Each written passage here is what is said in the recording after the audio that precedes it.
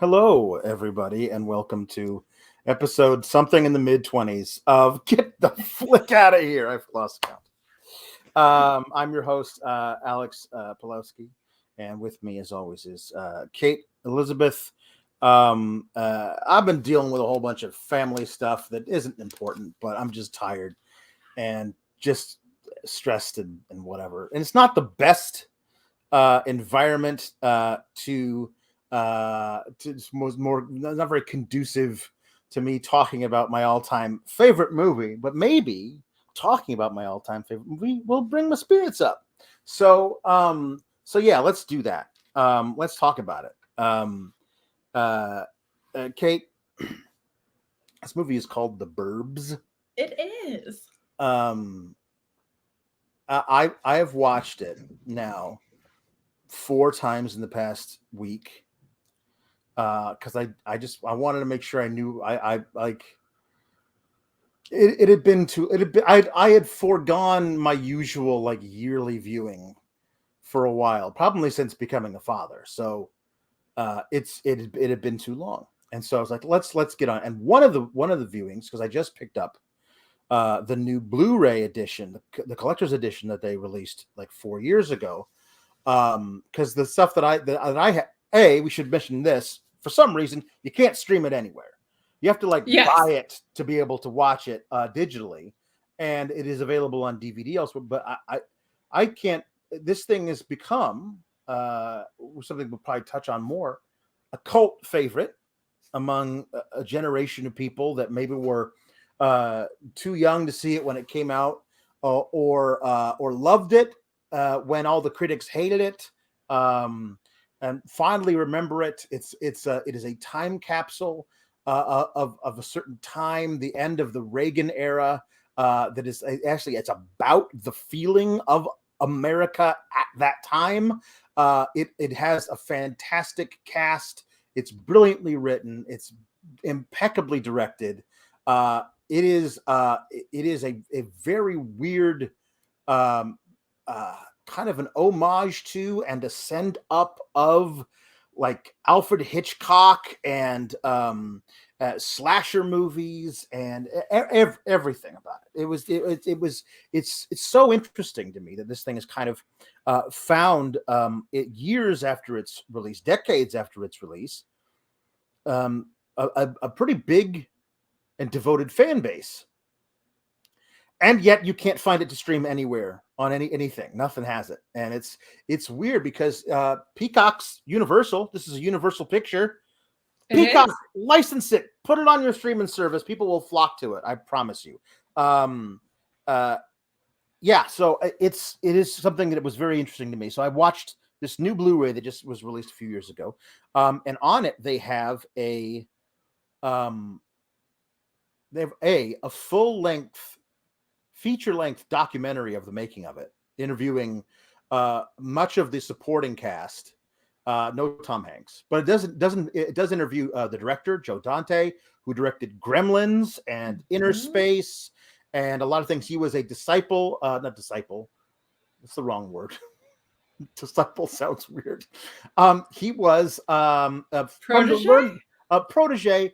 He was from the Learning Tree. He worked as an assistant director on early Spielberg stuff, so he comes from really good stock as a director. And obviously, like if you this is a few years after Gremlins, which was a huge smash hit, and kind of really put him on the map.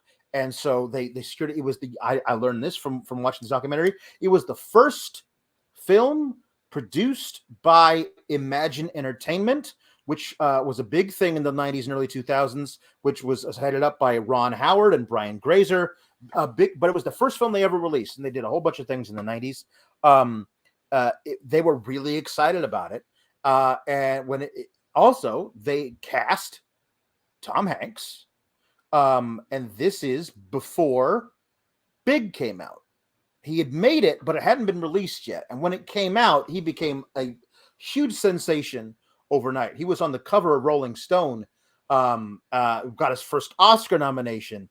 And when he's sitting there on set making this, the Rolling Stone cover comes out. The movie's going crazy. There's all this Oscar buzz for him, and he's just he didn't know when he signed up for this thing that was going to hit so hard. Nobody did. So it was like everyone was like, "Oh, great!" And movie came out, I believe, in January of '89. Number one in the box office. Its opening weekend. Did good business in the theaters. Critically panned. All the That critics except for one me, actually hated this movie and called it empty, which could not be further from the truth. Like one guy said, what the New York Times review, and Joe Dante is really actually has a really good outlook on something like this. Joe Dante, the director, says, "I was a critic. I know how fun it is to write a negative review. It's a lot more fun. You don't have to like search for words that are effusive praise. You can turn a phrase to be like, this thing sucks in a really artful way, and then you're like, I'm a good critic, and send." But the guy, I could never review anything with a negative slant. That's just not that's not how you are. How you and I are. No, we don't do that. We would never cotton to that kind of behavior. No, certainly not on a weekly basis every Tuesday at 10 p.m. on Fightful YouTube. No, we would not do that. No way. But Joe, the New York Times guy said that it was as empty as something can be without creating a natural vacuum, which is just like so nuts. See, there's things that I can. So I liked it a lot. And there's things I can see of why someone might not like it. I only have 2 complaints about it.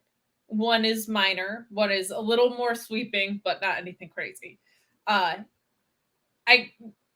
it's empty is off base.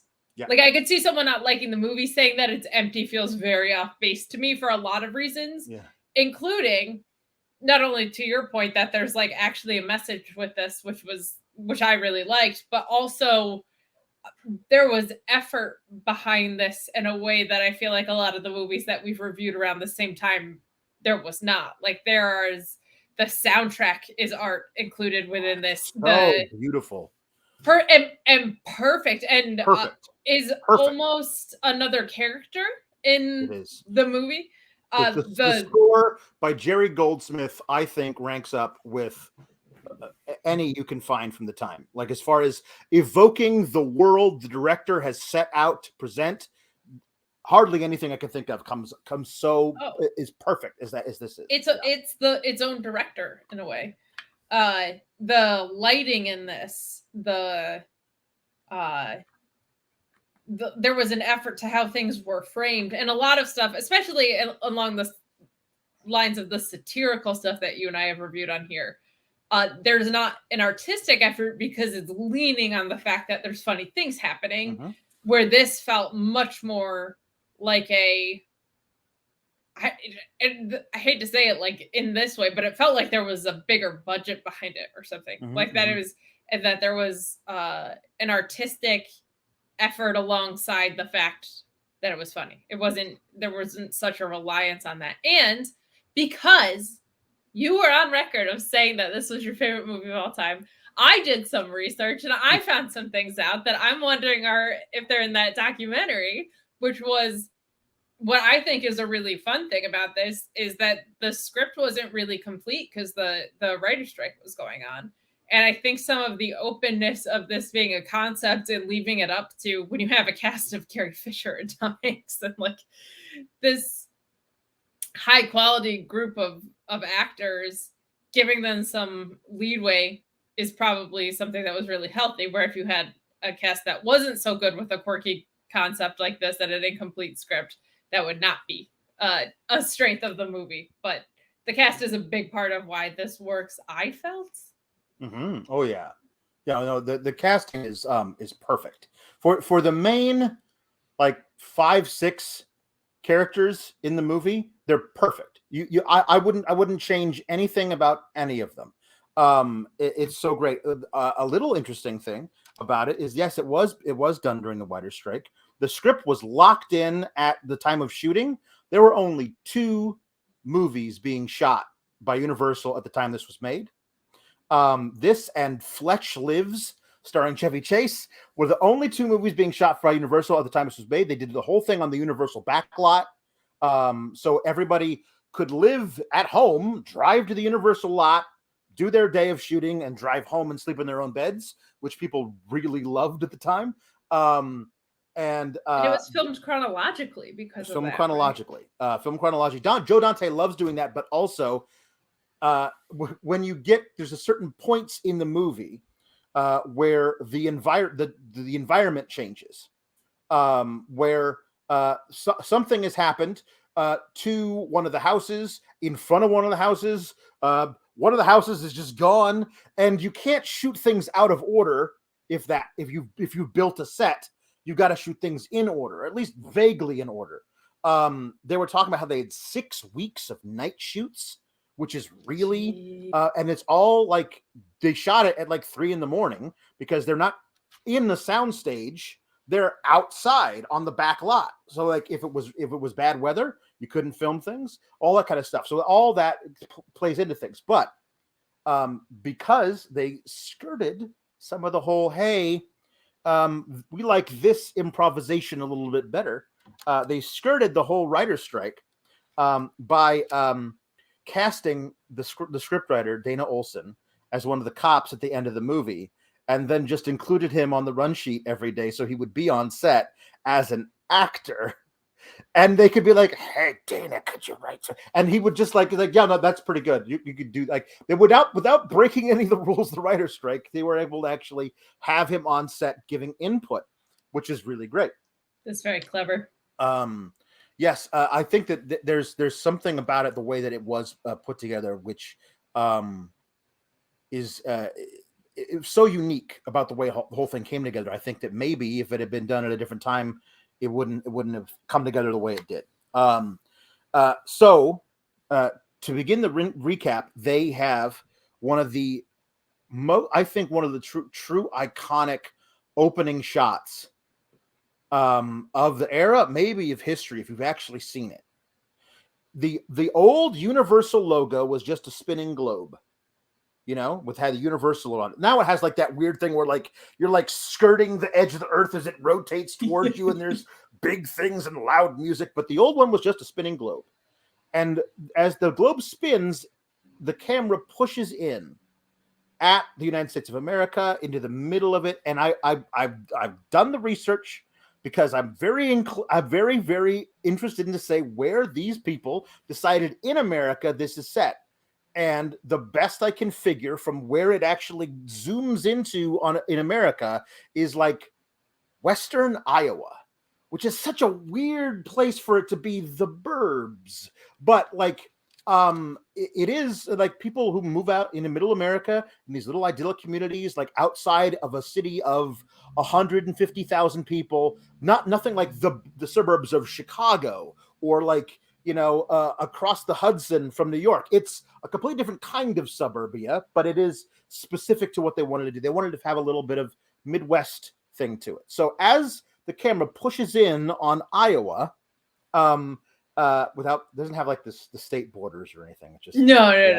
And he pushes all the way in, and it keeps going closer and closer until it like pushes all the way down to just above house level, and it goes from like that as seamlessly as you could do at the time, goes to an overhead shot of a model, and then it swoops around and shows you the whole cul-de-sac, Mayfield Place, and swoops around and gives you a full front shot as the camera settles of the Klopek house, which looks like a haunted house. It's perfect. The art design for it is so great. And then it moves. The camera moves again and shows you the big front of the Peterson home, which is where Ray Peterson lives. That's Tom Hanks. And there's something going on, noisy in the basement of this house, the Klopek house. And then a light turns on upstairs, and you hear Carrie Fisher go, "Ray, where are you going? Come back to bed." Then lights turn on all the way down the stairs, and he opens the front door, and there's Tom Hanks in his bathrobe, pajama pants, t-shirt, no shoes, walking across his front lawn to try and figure out what the heck's going on. It's all very atmospheric. You could tell he doesn't really want to deal with this. He looks across the street, beautiful shot, backlit, a figure upstairs, the house across the street, haloed by the light behind him, smoking a cigar. He'll come in handy in a second. But then, but he, as Tom Hanks tries to take a step into the Klopex lawn, like a wind kicks up and blows all these like dead leaves into his face. And the stuff in the basement kicks up, goes crazy again, and then he just stands there and he's back into his house. It starts with this very idyllic little community of a paper boy going. This is where the music is just so perfect, happy and sweet, and everything is perfect. Everything on the surface is perfect.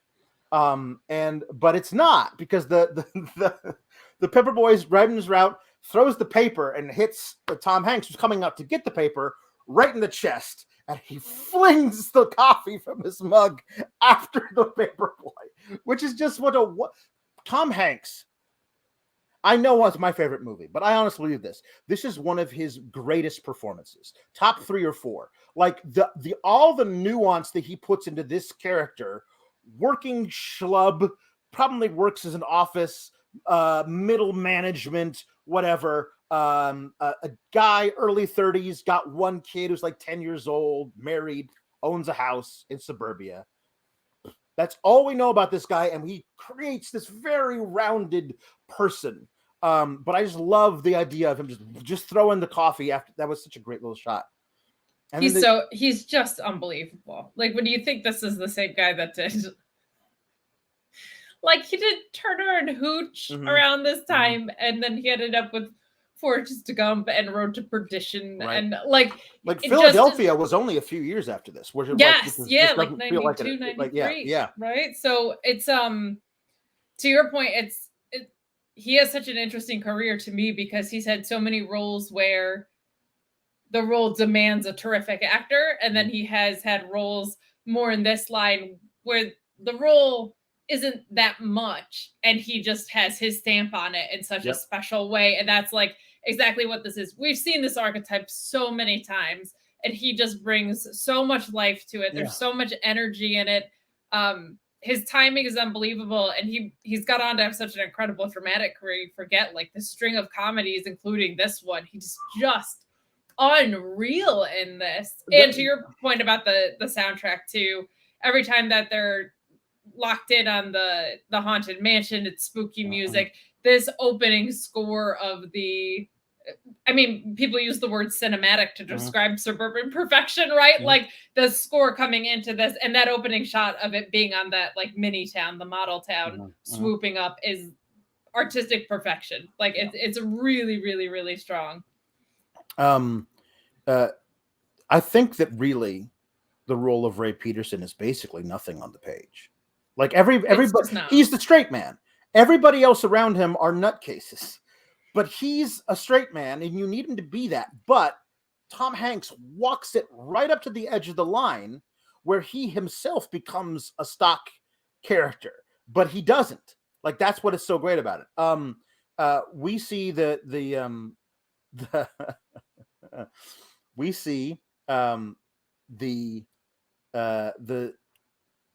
cul-de-sac at the end, and there's a man in an obvious toupee with a little mustache and a pale yellow cardigan and a little bow tie with a tiny little dog, and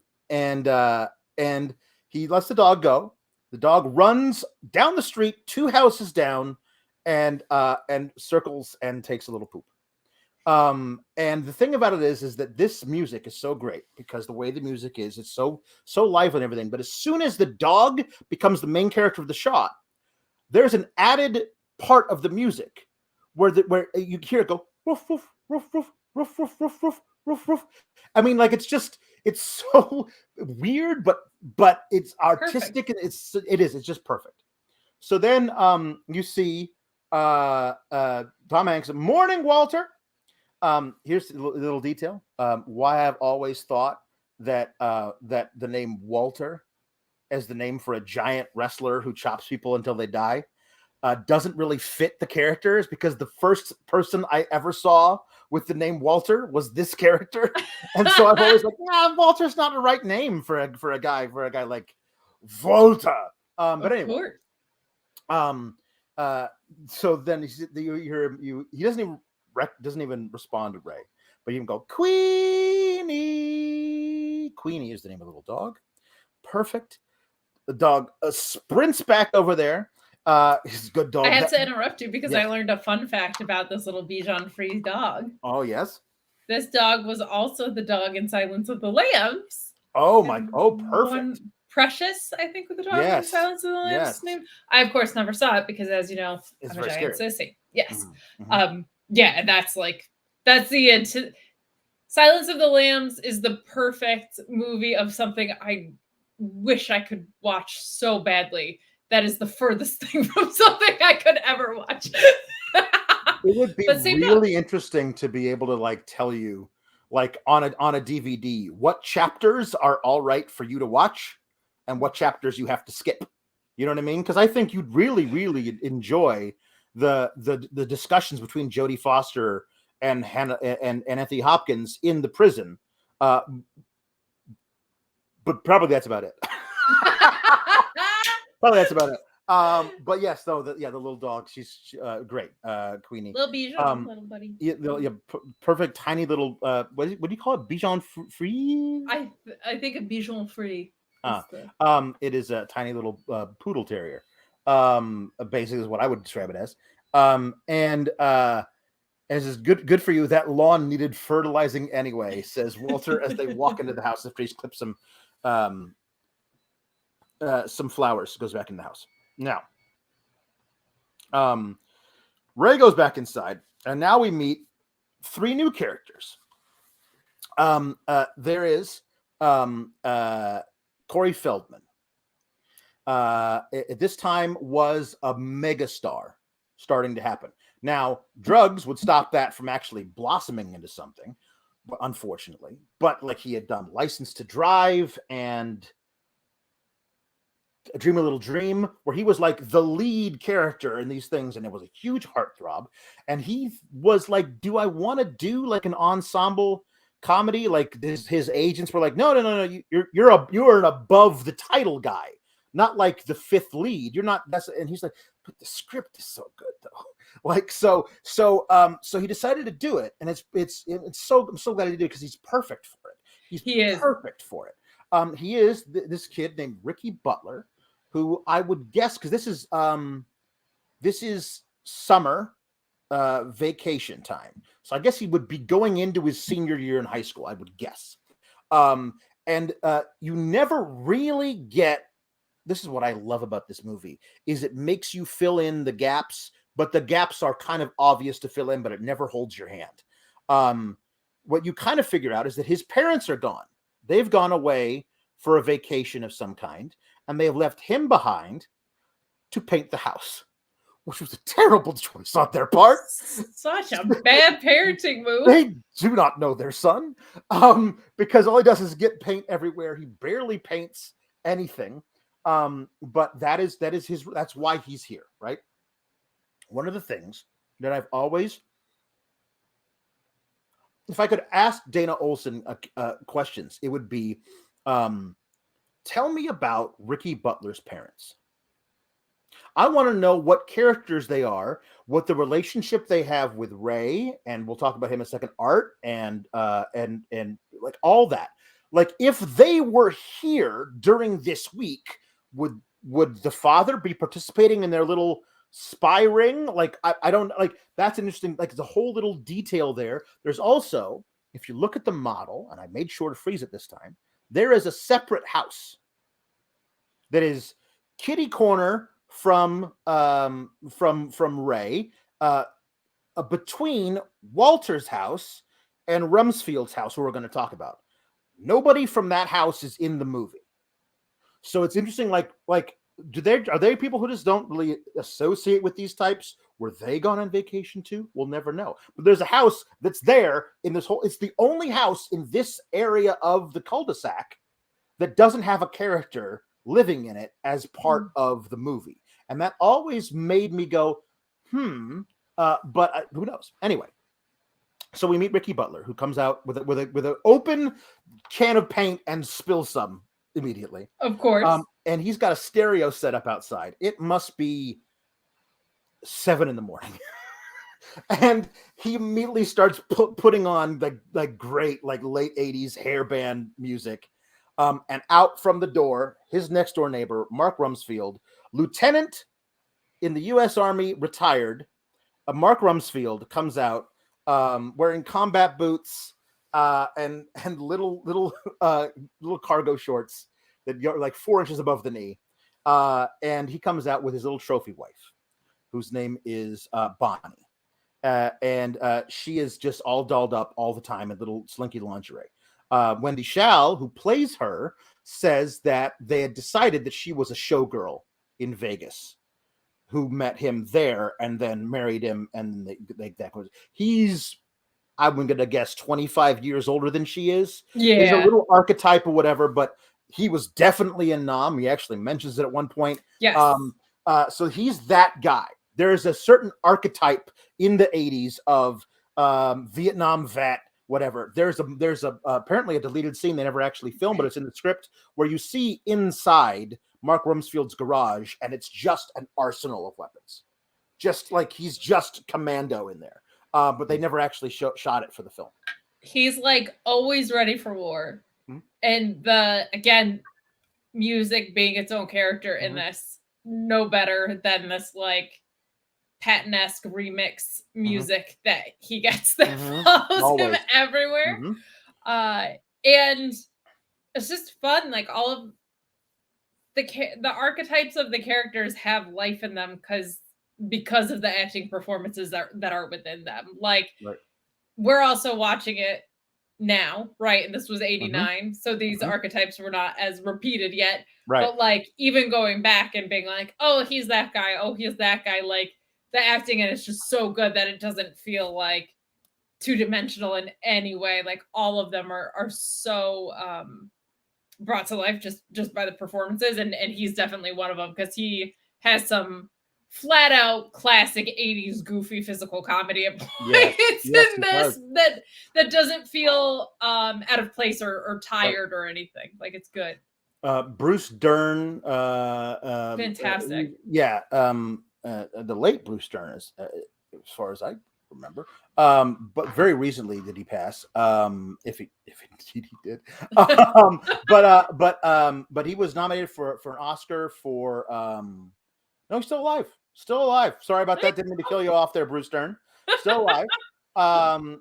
But nominated for an Oscar for Nebraska a few years ago.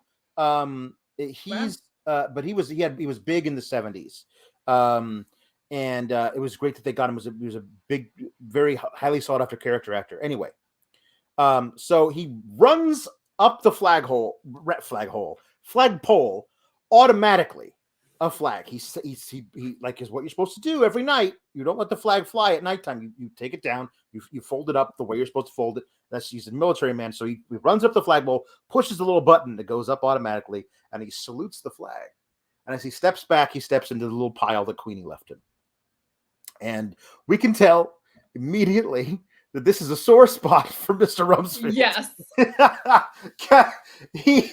He runs over out front of Walter's house as his wife is trying to hold him back.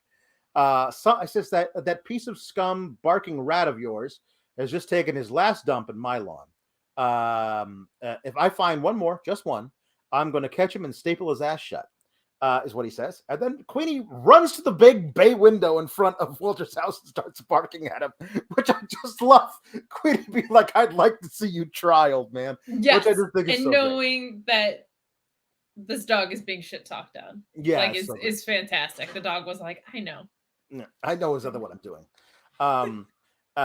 And so we go back to Ray, who's sitting there watching all of this happen out the window. And Carrie Fisher comes down and says, "What are you doing up?" Which is why I would think it must be really early.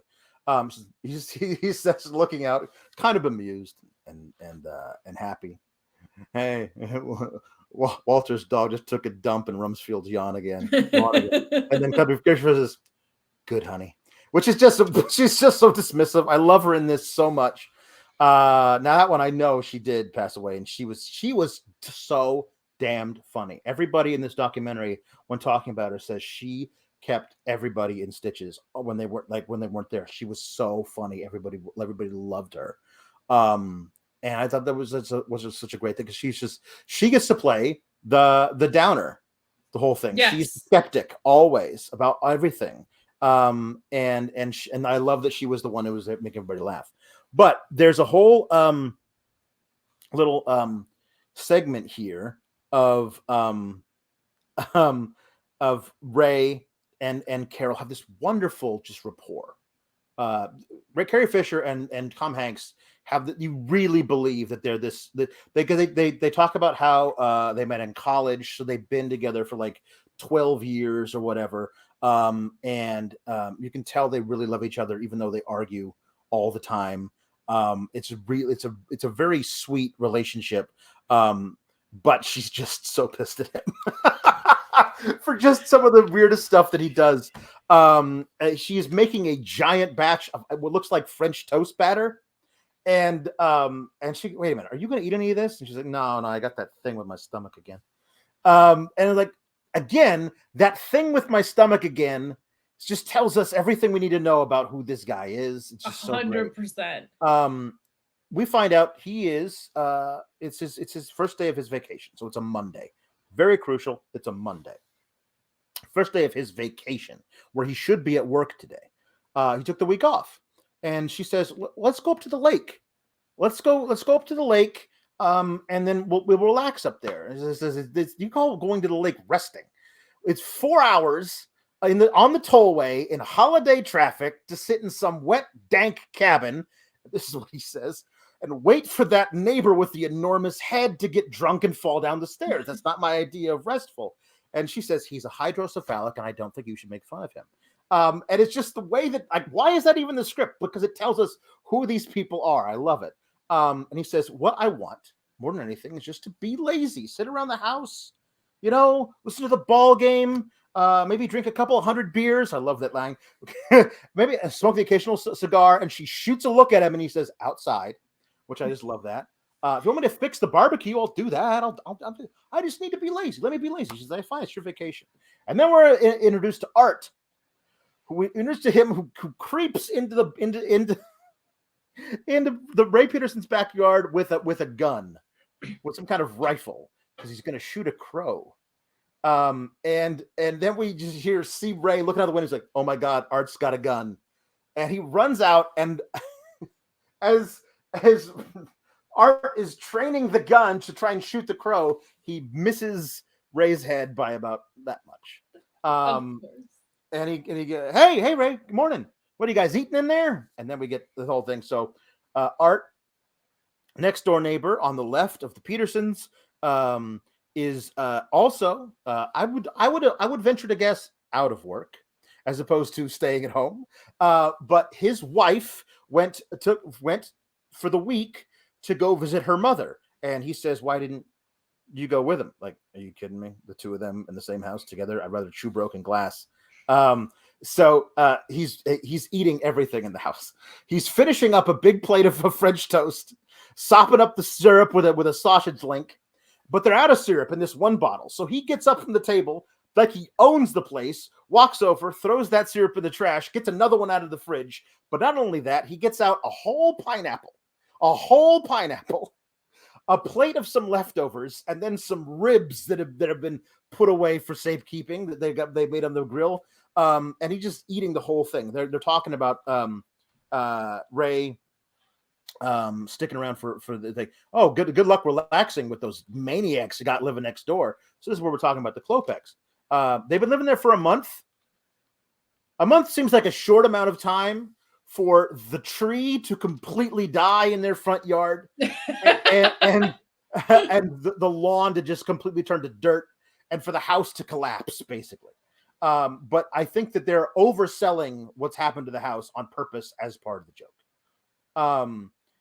But they talk about how these Klopex, who are these people? What is that? A Slavic name? I don't know. They're gonna do something about their yard, whatever. And then we get this thing where they nobody even talked to them. No idea. Like, what does that matter? So they keep it to themselves. Like, how many conversations did you have with the Naps before they moved? Like, I had one. And it's like, well, that's completely different. Like, whatever. They had a lawn to mow. They mowed their yard. They had a yard to mow. We don't even know how many of these people there are. And that's the first time we hear 10-year-old Dave Peterson, Ray's son, say, there are 3 of them. I was up on the roof with my telescope, and I saw them in the backyard. They were digging. And he's munching on an apple at the same time that Art is chewing off the bone a rib. And he's like, yeah, he's kind of like grave diggers, maybe. And they're like chewing, right? And he's like, okay, that's enough of this conversation, says Ray. He's like, I'm gonna go. He's like, where are you going? I'm gonna go change in my vacation togs, which I just love that line. He says, are you gonna eat your eggs? So all the stuff from the fridge, not enough. Gotta eat Ray's eggs. And he smiles through a giant full mouth at Carrie Fisher, who you can tell detests this man to her very core. And now we've met everybody we need to meet. I love I remember my mom saying when I graduated high school that like it was the first time in her life that life wasn't dictated by 3:00 p.m. like right after school. And I was thinking about that in this movie because I was like, she's dealing with her dipshit husband being home. He's on vacation. All he wants to do is be lazy. And she's probably like used to having this time to herself. And in the summertime, just her and their son. And now he's here. He's all over the place. And he has stated he wants to be lazy. And that's what he wants to do with his vacation. Yes. So he has established he is going to be of no help whatsoever. And I just love that idea of like, to me, I read part of the agitation as like, normally he's at work. Normally he's at work at this time. Yes. And I loved that. I found it very charming. I love that neighbor that comes over archetype is such a fun one. Like that guy that just disrupts your house. Yeah. Yep. Oh, it's so much fun. And here it's just everything is so effortlessly established here instead of being so telegraphed. And to your point, we've met basically the entire cast of characters that you're going to meet. And you can also get a handle on, oh, okay, I see where this is going without it being so spoon-fed. The house next door is perfect. The overaging in a month is great. It's just a blast of everything that you would see on Everybody Loves Raymond is done better here, or whatever. Like every type of almost sitcom type thing is executed better in this movie, I think, than especially having never seen it before. I was really impressed by how easy everything felt instead of so two-dimensional and on the nose a lot of these things can feel at times. Yeah. The next scene again further establishes all of this with Ray and Art just hanging outside the garage. Across the street is Mark Rumsfeld and his trophy wife, who is again in some kind of state of disrobe at all times. She's like washing the car in a bikini a lot. All that stuff. But Ricky Butler, who just straight up hits on her in front of the lieutenant, says, "Hey, Miss Rumsfeld, no tan lines this morning. Looks nice." And it just not threatened at all. Mark Rumsfeld looks at his wife and says, "That kid next door is a meatball." Just the way what a perfect description of him as well. Anyway, so Ray and Art are hanging outside. It's like, so what are you gonna do today? I don't know. Hey, Dad, did I ever show you my new tools? Carol's father gave them to me for Christmas. Now it must be June. I love that he calls them their new tools, but but I get them for Christmas. And he pulls them out from under this thing. You can tell he's never done anything with them, but he's very excited to have them. It's a kind of a thing of like, as a man, I should own tools, even though I do nothing with them. And and Art says, "You're gonna build something with those?" I don't know, maybe. Just the way, just the way he says it is great. Then Art says, "Hey, you want to go to the deli and get one of those beef sandwiches?" He's not that fat, but he's 1989 fat. Like, it's like, you know what I mean? Yes. He's not John Candy, but he's definitely a little rotund. Now this is Rick Dukeman, who is the least famous guy in the main cast. He was a Canadian stand-up comic, and kind of like left the business, didn't want to act anymore pretty soon after this. It was really hard, they said, to cast this role. They were looking for the right dynamic. And Rick came in and slayed everybody in the audition, and they were like, "We want this guy." And the producers were like, "Really? Because we got some way more famous guys who we're going to add to the box office who are willing to take a look at it." It's like, "No, we want this guy." And they didn't say who it was, but I was like, way more famous at this time. Like, was John Candy thought of as an option for this? Maybe, yeah. You know, like, but that might have like overshadowed the Tom Hanks thing. Like, it would, like, I don't know how they would have. Too big. They'd already worked together in Volunteers and everything. I get that, but like, it was a different time. Whatever. So he's just so great in this. But there's a great thing where Rumsfeld says, "Hey, look, it's Peterson. You know, he came out of his house last night in his bathrobe when the foreigners were making all that racket. Didn't do one thing." This is the way the whole thing is written. All the characters are so perfect. But then the front door of the Klopex house opens, and out steps the oddest looking person you've ever seen. It's Courtney Gaines, who was famous at this time for being in Children of the Corn, which is a movie you can't see. But he's got, like, there's the term neck beard. Okay. This man actually has a beard that exists entirely from here to here, and that's the only place the beard is. And I just thought that was he's wearing an undershirt, suspenders, that and you know, pants, obviously, but like he is the character design for all of the Klopex is spot on. Like, it's just so perfect. He, in my notes I wrote down, is a crossover between, I don't know if you're an It's Always Sunny fan, but he's a crossover between the McPoyles and Texas Chainsaw Massacre. If you know the McPoyle brothers, they're just like, they're just weird looking and weird dudes, and they're like also a neighbor character. And It's Always Sunny, comedic and quirky and off the beaten path, but kind of crossed over with this.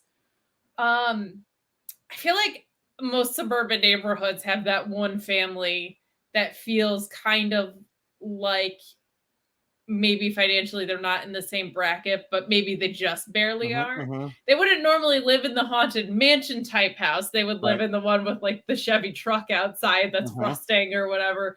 But this kind of gave you that immediate feel of something's not quite right. Right. So he's out there to pick up the paper, I guess, which was apparently by the paper boy lovingly placed on his front porch. Yeah. But anyway, he looks around at everybody staring at him, picks up the paper, and proceeds back into the house as Art is needling Ray. Well, you should go over there and talk to him. You got to talk to him. Come on. I mean, he's like, well, you could talk to him. Yeah, but he's your neighbor. Well, he's your neighbor too. But yeah, but you share a property line with him. I'm over. You should be the one to talk to him. You should go. You should talk to him. Like, this is the best chance you're ever going to get. And eventually he goes in the house and it's like, look at that. You look like a chicken. Like a chicken in front of your son and everything. Your chicken. Because there's a little bit Ricky Butler. Ricky Butler pals around with all the adults in the neighborhood and also is like a cool enough, genial enough, like 17-year-old to like hang out with a 10-year-old from across the street. Like, he's not at all like stuck up. And I love this thing because Corey Feldman could not be more California if he tried. But all of the teens in the Midwest in 1989 were trying so hard to be California that it honestly still feels real. But So everyone's watching this thing, and you hear Corey Feldman, Ricky Butler, go for it, Mr. Peterson. Yes. It's like, well, now everyone's watching us. Well, now, okay, we're both going to go up to the door, ring the doorbell, and we're going to talk to him. And this to me was kind of the beginning of the adults are acting like big kids. Yes. Piece of this, which is really, really fun in my opinion. Yeah. There's a lot of goading each other. Yeah. Like it's really fun. They walk up to the door to an actual Ennio Morricone track from a Sergio Leone Western. This is the one thing Joe Dante said about Jerry Goldsmith. He says the score he came back with was perfect, except for this particular thing. I needed this feel of the hero in the Western going to meet his certain doom, and that kind of overall bombastic feel to it. And it is perfect. I forget what movie he said they lifted it directly from. They a song written by Ennio Morricone for a Sergio Leone Western in the late 60s. And it's just beautiful. There's horns, and at one point there's this and the chorus, like there's actually choir of people going, oh, it's amazing. And while they're walking slowly toward the house, it cuts to the face of everybody watching this.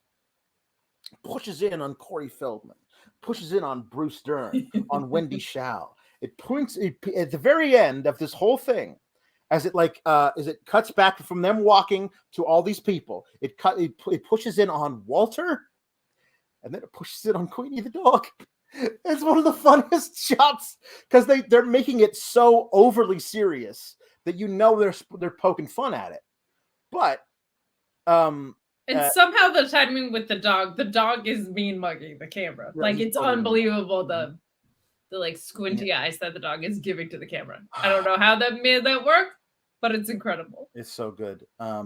Anyway, so they walk up onto the porch. Art steps through a hole in the porch. He makes a hole. The porch collapses under his foot. And then they knock on the door, and it's the design of this is so perfectly timed. The house number is 669. So he takes the giant oversized door knocker, raps once, and the 9 falls down, like swings around. So it says 666. Perfect. And they both look at it. They look at each other. They know what they're like. The symbolism of this is not lost on us. And then he hits it again, and the entire address sign swings down around like this, which knocks the lamp off. Again, this house, it's obviously the oldest house in this area of the cul-de-sac. Like it's a 100-year-old home. The way it's designed tells you that. But it looks like nobody's lived there forever because the lamp just falls off, and the hole where the lamp was like a whole hornet's nest of bees, and chases them across the street. And Mark says, "Get the hose, turn on the hose, get the water." And he's like, "Come on, men, soldiers, run to me!" And he's squirting all the water off of them as they're running around, being like, and Corey Feldman's laughing his ass off. And I love that, like, the son is just like, my dad again being this. Like, the son is so completely over it. I just love that little detail because he's not a very big character in the movie.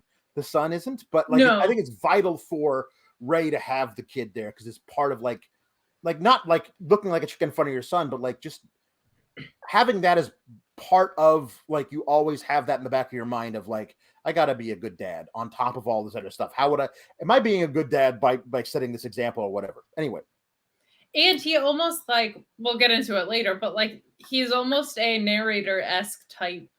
Mm-hmm. He's like very much an observer. Yep. In a very literal way that we'll see later. But like it's he's not the straight man, but he's like on the outside looking in a lot of this movie. Yeah. So that's the end of the morning. They went over, they tried, they were chased off by bees, and they never tried again. And the shot is kind of like it's not head on. Yeah. It's almost like the camera is embedded into the side of the house, which is a really, really cool visual for this too. It was just really fun.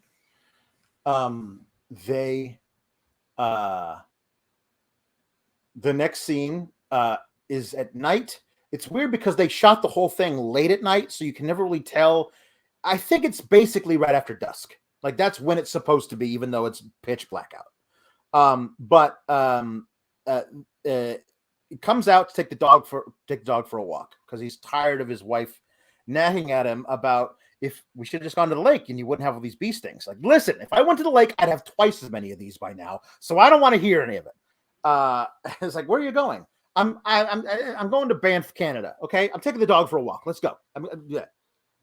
So he walks out and he gets kind of accosted by Art and Ricky Butler, who are drinking beers. And I love that Art drinks beers with a neighborhood 17-year-old because why wouldn't you? Of course, especially in the 80s. Yeah.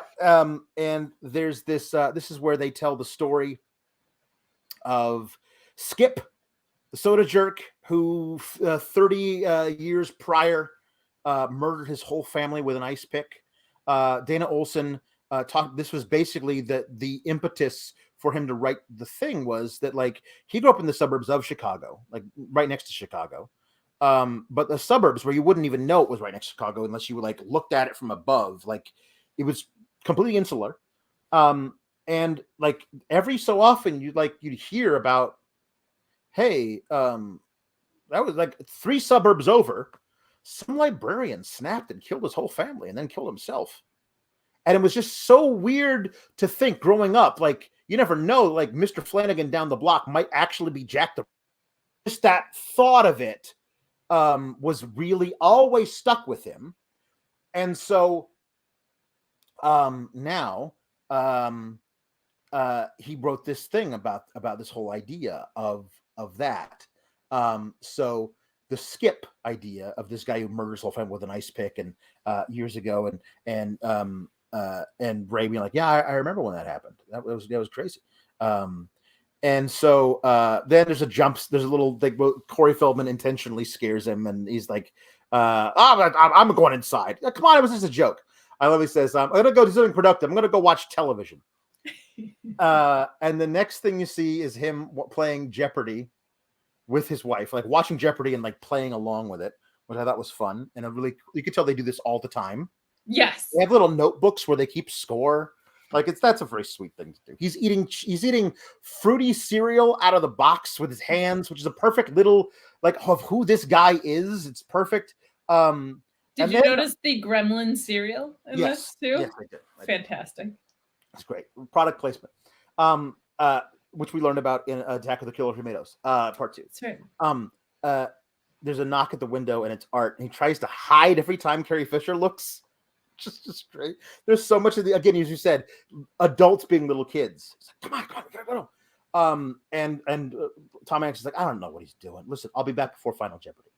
And I love that they all have changed their clothes because it's later at night. It's 11 o'clock at night, so it's colder out. So they're all wearing long pants. Where before in the earlier nighttime shot, the little things like that, like as what you would do if you were at home.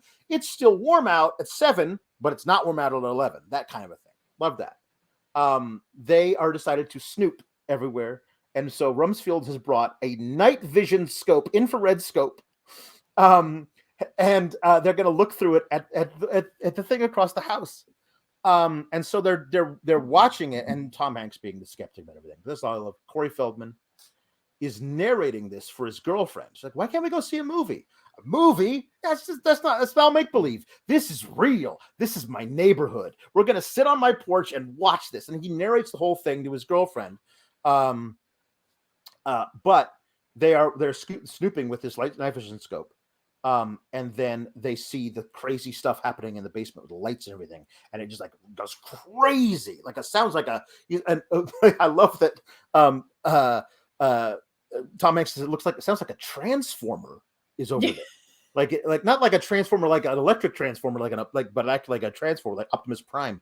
And there's a lightning strikes the lightning around the top of the house. Like it's just this huge thing, and like what the hell's going on? And just about they're going to go over and investigate for real.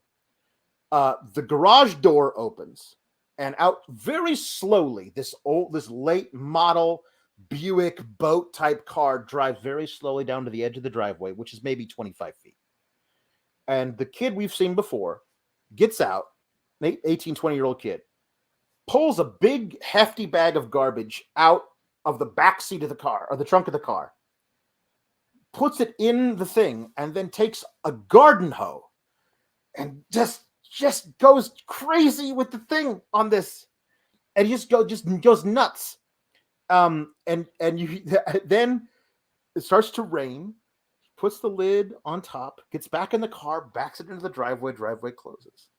And then Tom Hanks has one of my favorite lines in the history of cinema. Mine too. I've never seen that. I've never seen somebody drive their garbage down to the street and then bang the hell out of it with a stick. I've never seen that.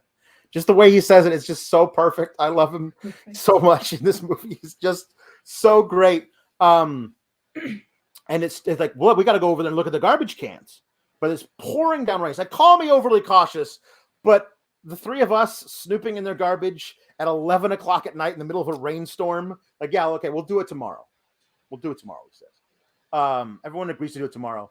That night, Tom Hanks out his window sees three figures in hooded raincoats digging giant holes in their backyard.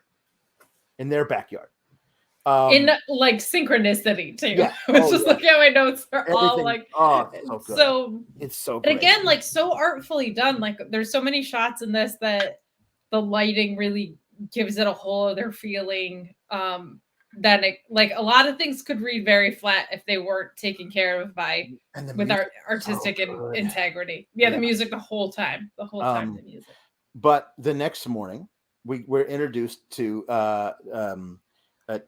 Dick Miller, who was in Gremlins, played the old man in Gremlins, and Robert Picardo, who was in Inner Space, who played the cowboy in Inner Space, another Joe Dante movie from a couple of years prior to this. So Joe Dante guys who brings in to play these bit parts of these arguing, bickering, old married couple type garbage men. It's like, you gotta go into this seminar. This guy knows everything about the healing power of crystals.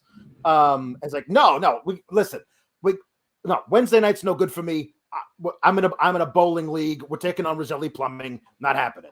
And so then out comes Art running in his bathrobe to try, like, no, we have to see what's in this thing. He dumps out everything on the street. I love the guy says, Robert Picardo, who's the conspiracy nut character, says, listen, Vic, the Supreme Court ruled that person's garbage is public domain the minute it hits the street.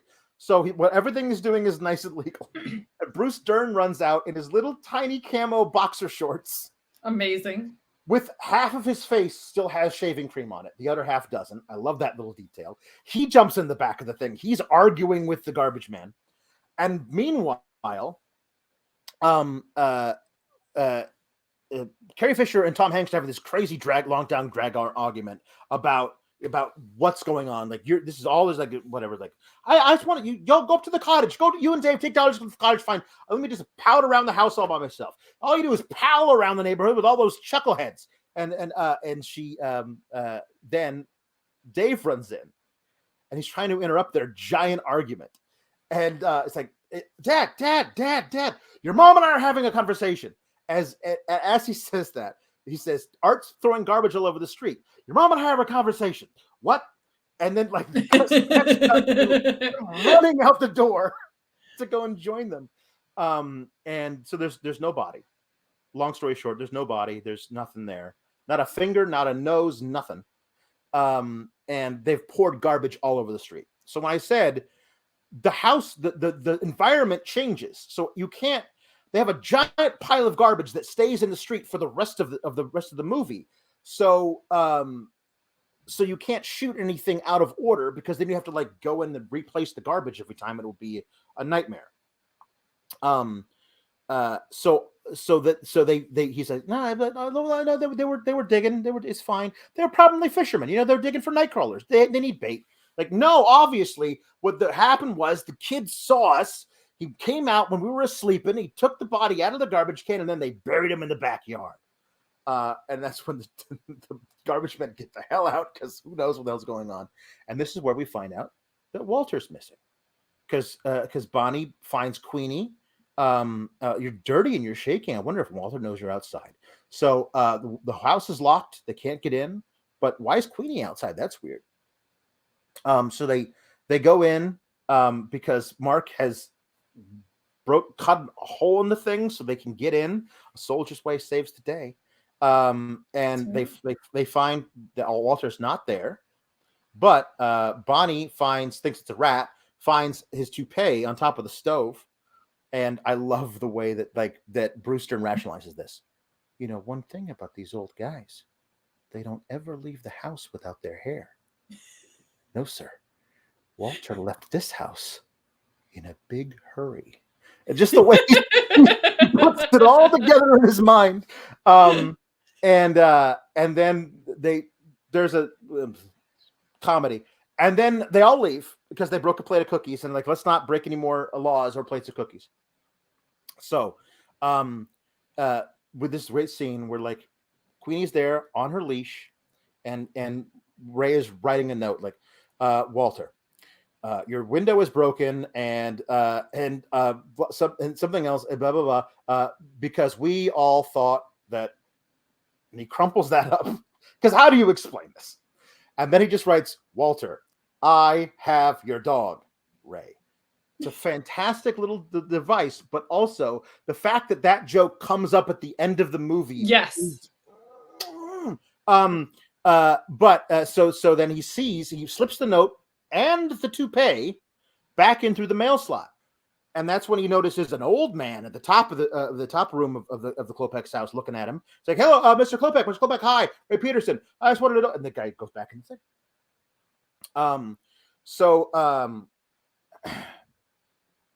this is right, because that's the second day, and then there's the third day. What happened this second day? This is crazy for me, because I watched this 5 times, like 5 times in a week, because it's very important the way that the whole thing is laid out, because they don't go meet them yet, right? No, they don't do that.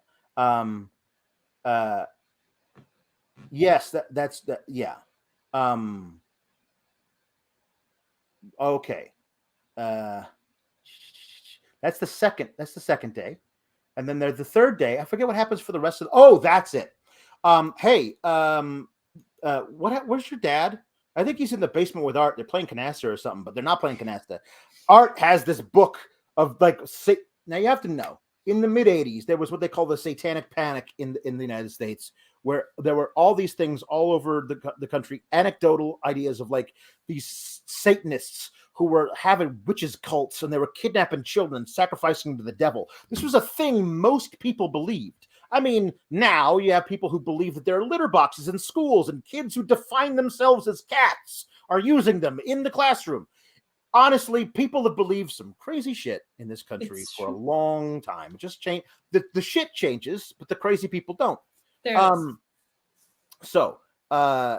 Anyway, this is the great scene where Ray is trying to like put all this thing, and he eventually, because Art's bombarding him with all the stuff about Satanists, so he puts his fingers in his ears and does this thing. I was like, I'm not going to listen to this. I'm not going to hear this now. I'm not going to listen to this. I'm not going to hear this now. And he keeps doing that. It's like Art's saying, hey, Ray, you're chanting, unconscious chanting. Look, this is what you're doing, man. You're like, I want to kill everyone. Satan is good. Satan is our pal. Hey, Ray, once they get in here, it's over, pal. Love it. And then that night, Ray is watching on TV as his wife is looking through the Satanist book, and she's like, so the Klopeks have offered up Walter to Satan as some kind of human sacrifice. Is that the idea? That's one of the current theories. Yes. He, like, Ray knows it's all bullshit too, but I just love it. And so he watches, he's like, she's going to the bathroom. He watches more and more scary stuff, which I'm sure you fast forwarded through. No, And I was very brave. I was very proud of myself. good for you. But he has a nightmare, a dream sequence. So great. So good, so So stylistic he's like off the top. right before we see like Art trying to get in his head or whatever, and then he's watching. It's what, The Exorcist and what were the other some two? movie, some obscure movie where there's a ritual sacrifice by Satan. Yes, yeah, it's And like three. He there's, changes the channel. It's horror then movie it's after horror movie. Yeah, and it's Texas Chainsaw Massacre is the last one. So there's this great. It starts with him waking up completely face buried in his pillow, which is a great choice. And if his wife's there, his wife's not there, and he reaches back around to see, and he fingers the pages of the Satanist book, and he comes to, looks around. Where's his wife? Carol, where are you, Carol? And he is going down the stairs. A chainsaw comes through the wall and cuts the big photo of the family in half, so that his half of the picture falls away. So we're cutting him apart from his family. Reaction in it is unbelievable. It's unbelievably perfect. He gets pulled onto a giant barbecue pit and there. As you see a very dreamlike sequence of his wife in a negligee, backlit, up at the top of the staircase, saying, "Ray, it was so nice of you to invite the neighbors over for a barbecue." And there's this. We get Walter holding Queenie, standing in a garbage can with a little, like a battle axe that is like embedded in his head, and another tiny battle axe is embedded in the dog's head. And he says, "Oh, Ray Peterson, whatever you do, don't let them do to you what they did to me." And then Dick Miller, the garbage man, walks up and goes, "Hey, I bet that hurts, huh?" And then Art, obviously Art, dressed as Skip, the ice pick murderer, shows up. It's like, "Hey, hey, everybody, who the heck are the blood shake? Hey, it's not Skip. It's just me, Art. I'm just pretending to be Skip." And then then he's ritually sacked. "Mind your own business," as somebody tries to stab him. He says, "Okay," and they fade out of the dream sequence into the opening of Mr. Rogers' Neighborhood, which is just such a perfect contrast. And he's sitting there. He's obviously just completely like he had the worst night's sleep of his life. And he's drinking a glass of orange juice, and he's trying to flip the channels, but the channels won't work. He's absent-mindedly singing under his breath, like, "Won't you be my neighbor?" And then he goes out to sit on the little balcony. And that's when Art and Mark come up and say, "Hey, Ray, come on outside, come on." Like, and then Carrie Fisher walks out. I love the sequence where she says, "No, sorry, my husband cannot come out and play. Sorry about that." It's like, "Oh no, he was bad. Come on, Carol, let him come out." He can't come out until he resembles the man that I married, and says, "No, we don't have that kind of time," which is just, what a wonderful back-to-back lines. And I think that I have given you my answer. And so they go, just the two of them, Art and Mark. They go over to the house. They go around to the side door, and they slip a note under the door. And they ring the doorbell, and they will run away. It's great. Again, just like children. Just like children. Okay, hey, do it. Ring the doorbell. Do what? We agreed to do it together. So they put their fingers together, and they both touch at the same time. So great. Ray, laying in a chaise lounge in the backyard. Eyes closed. Of course. And Art runs up to, "Hey, Ray, wake up. I'm only lying. I'm only trying to take a nap. I'm only lying here with my eyes closed, trying to get some goddamn sleep." It's just, there's something about Tom Hanks exasperated that will never not be funny to me. The best. They'll never be funny to me. Never not be funny. There we go. So hey, me and Rumsfeld, we wrote a note.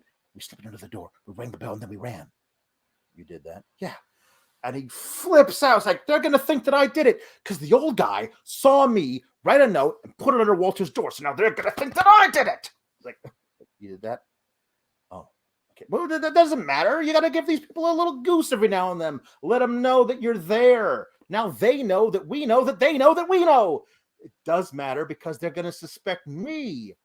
And the whole time, Vince, they have a dog, Vince, kind of a sheepdoggy type of looking dog.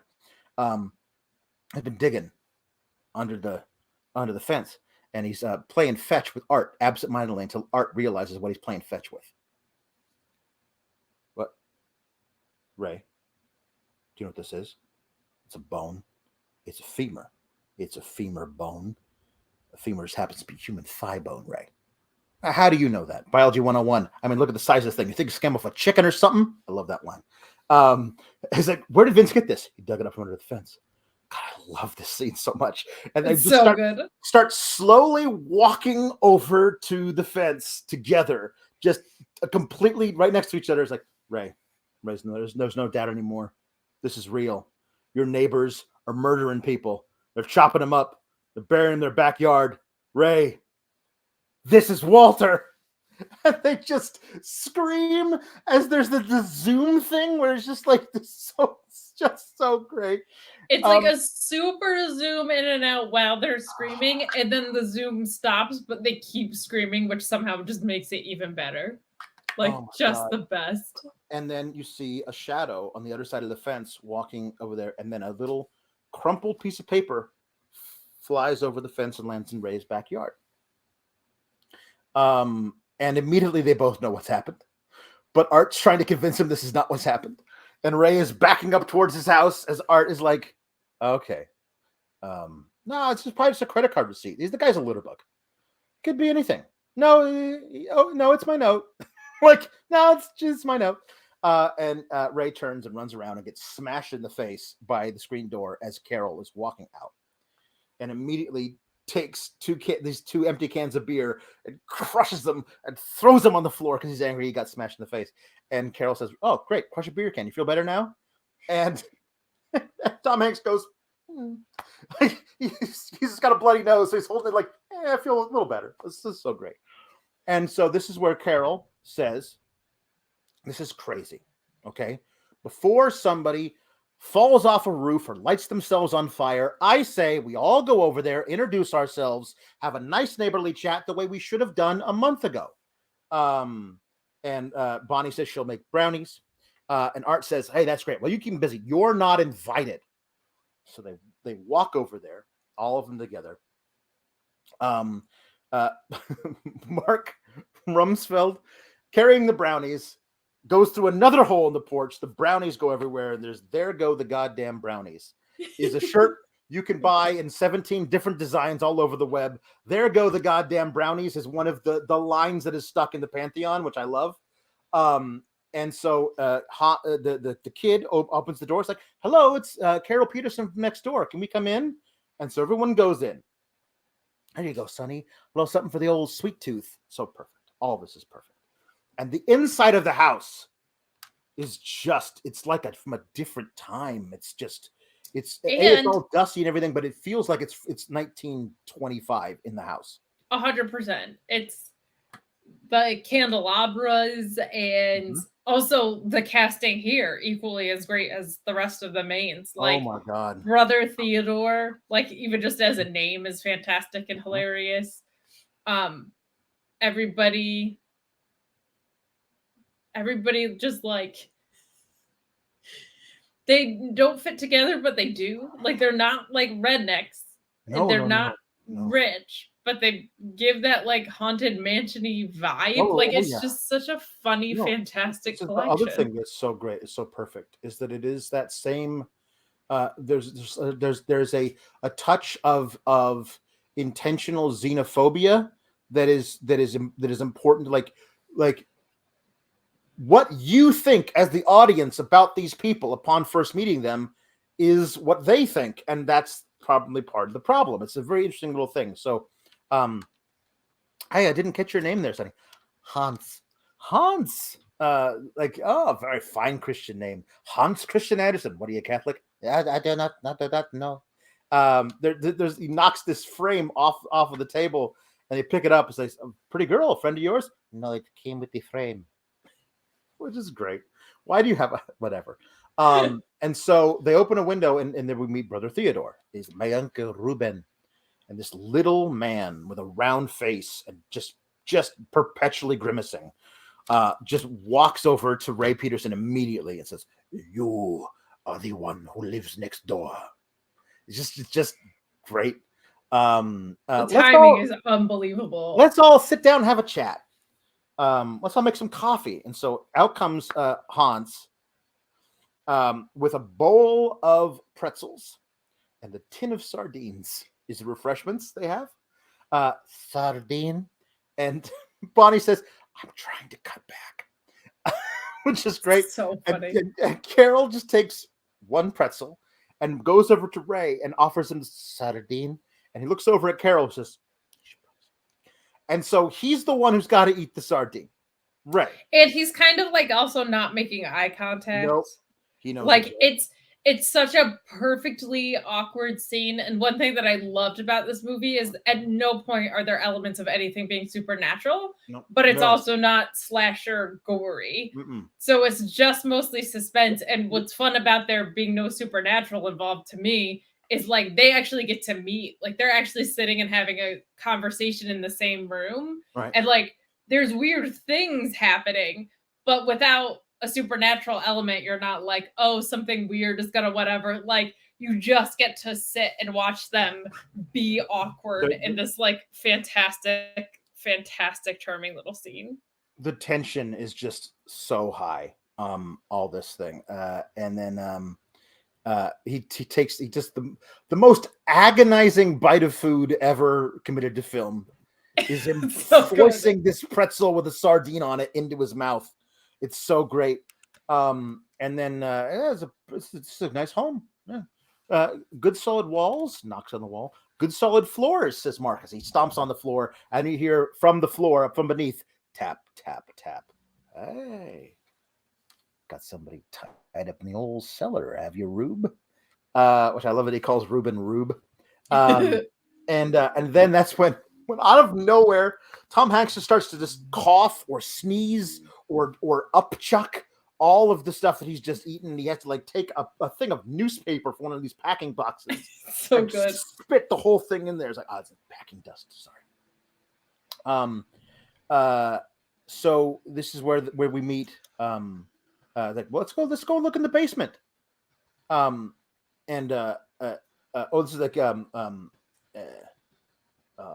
This is like so it's just you and Uncle live in the house there, Sonny. No. This is a small family. The young boy, myself, and my brother, the doctor. And then Bonnie says, "Wouldn't it be nice to have a doctor in the neighborhood?" And there's Ruben looks at her like she's got like 8 heads, and then we hear cuckoo, cuckoo from the clock on the wall, which is a wonderful little sound effect they use there. And then up comes, you hear him walking up the stairs, my brother, the doctor. And it's Henry Gibson, who could not be less threatening of a person. He is tiny. He is soft-spoken. He's a very sweet man. It's like, "Hello, Werner Klopek. How nice to meet you. Oh, pardon my glove, which is covered in paint, but what looks like blood." And the scene of that too is fantastic. Like from an angle perspective, you see them shake hands, and then you just see this sea of red, which is so much fun. It's so good. Cut to a little later, as they like, "I thought the candles would be romantic for the ladies," and then he steps aside, and there's a centerpiece that is on fire. Like it's 75 candles, like 1/4 inch from each other, and this giant flames in the middle of the thing. They're talking about all this stuff like, "I'm afraid my work is rather solitary. It always keeps us on the move. In fact, tomorrow we must all go to the university to discuss yet another transfer. Oh, isn't that a shame? We're just getting to know you. Ray, isn't that a shame?" That's a shame. Just like, devastated. And then Mark says who? It's not a shame at all. So eventually Mark starts losing his cool with this whole thing. There's a point where he accidentally dumps his coffee all over his lap, and trying to like sop it up with something. Mark is like, "What do you got? What's this? Let's just couple this polite crap. What's the weird goddamn noise you got coming out of here at all hours? What do you got in the cellar, Herr Klopek?" And Ray, tell him you saw him digging. Tell him what you saw. And Ray, I gotta use your bathroom. And he just wants to get away from this whole thing. He opens the door, and he's immediately knocked over by this giant thing that comes up out of the basement. He thinks it's the bathroom, but it's the basement. And it's a Great Dane, the biggest Great Dane you've ever seen. I should mention, Art has found a way to climb over the fence, and he's in the backyard. He's commandoed himself out in all black clothing and shoe polish on his face in weird like commando lines. And he's trying to figure out what. Oh, this is a great scene where he falls off the ladder going over. And you just hear, because Ricky Butler's there, "Did you make it?" Which is great. It's like, "I'm fine, just throw me over the tools." And they throw him over the tools, and it obviously hits him in the back of the head, which is just great. But he's back there, and the dog knows he's back there. So the dog chases him through the backyard. And Mark says to the doctor, "You keep a horse in the basement?" Which is another great line. This thing's full of him. He climbs over the fence, but knocks a tripwire, which everything goes crazy. And there's lights that come on back. They've been there a month. They haven't done anything with their yard, but they've installed like a full-on alarm system that you would find like on a military base. Anyway, so it's like another neighbor, a fat one. And I can't remember. I have to say there's one Brother Theodore line where he says, I don't remember ever seeing a moving truck out front. That's weird, right? I don't understand that it was parked outside all day. Like, just Brother Theodore is just so angry about everything. His timing is just so unbelievable, and his line delivery, like it's perfect. It's perfectly cast. Anyway, so especially for how late we actually meet them in the movie, right? Like they kind of have to be spot on, otherwise it's you don't get the payoff that you want.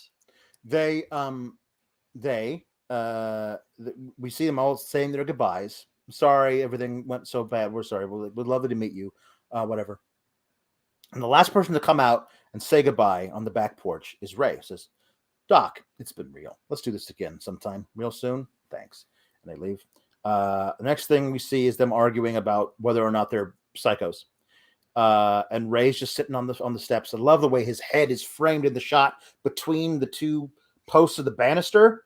Like, it's perfectly shot that way. So hey, what do you think, Ray? You're the deciding vote here. What's going on? No, I think they're clean. I think Bonnie and Carol are right. Another big argument starts like, "Hey, Carol, you and Bonnie, excuse us. I want to talk to the boys alone in the den, okay?" And this is like one of my favorite like scenes in all of movies. Is just the way that they introduce Tom Hanks turning to the dark side, which is so good because he's so perfect at playing it. Says, what are you totally pussy whipped? Take your balls out of your wife's purse for once in your life. And he reaches up into his shorts and he's like, "Hey, there's a figure of speech, Ray." And he pulls out toupee. Says, "That's Walter's rug. Yeah. After you found this in Walter's house, I slipped it back in through the mail slot. What'd you get it this time?" And he does this thing. He doesn't actually say it. He points with his chin to where the Klopeks are. He says, "I found it wedged between a bunch of magazines when the dog came up out of the basement. All those magazines, I might add, were addressed to Walter.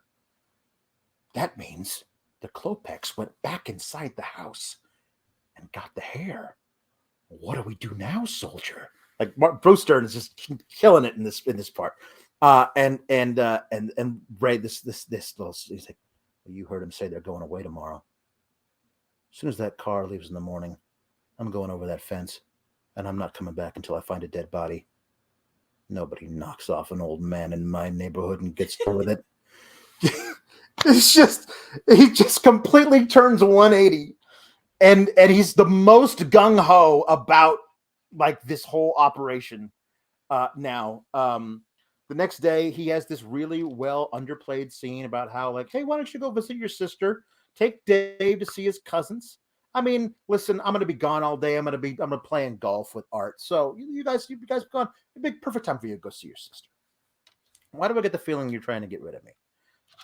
Listen, no, it's fine. Just go. It'll be okay.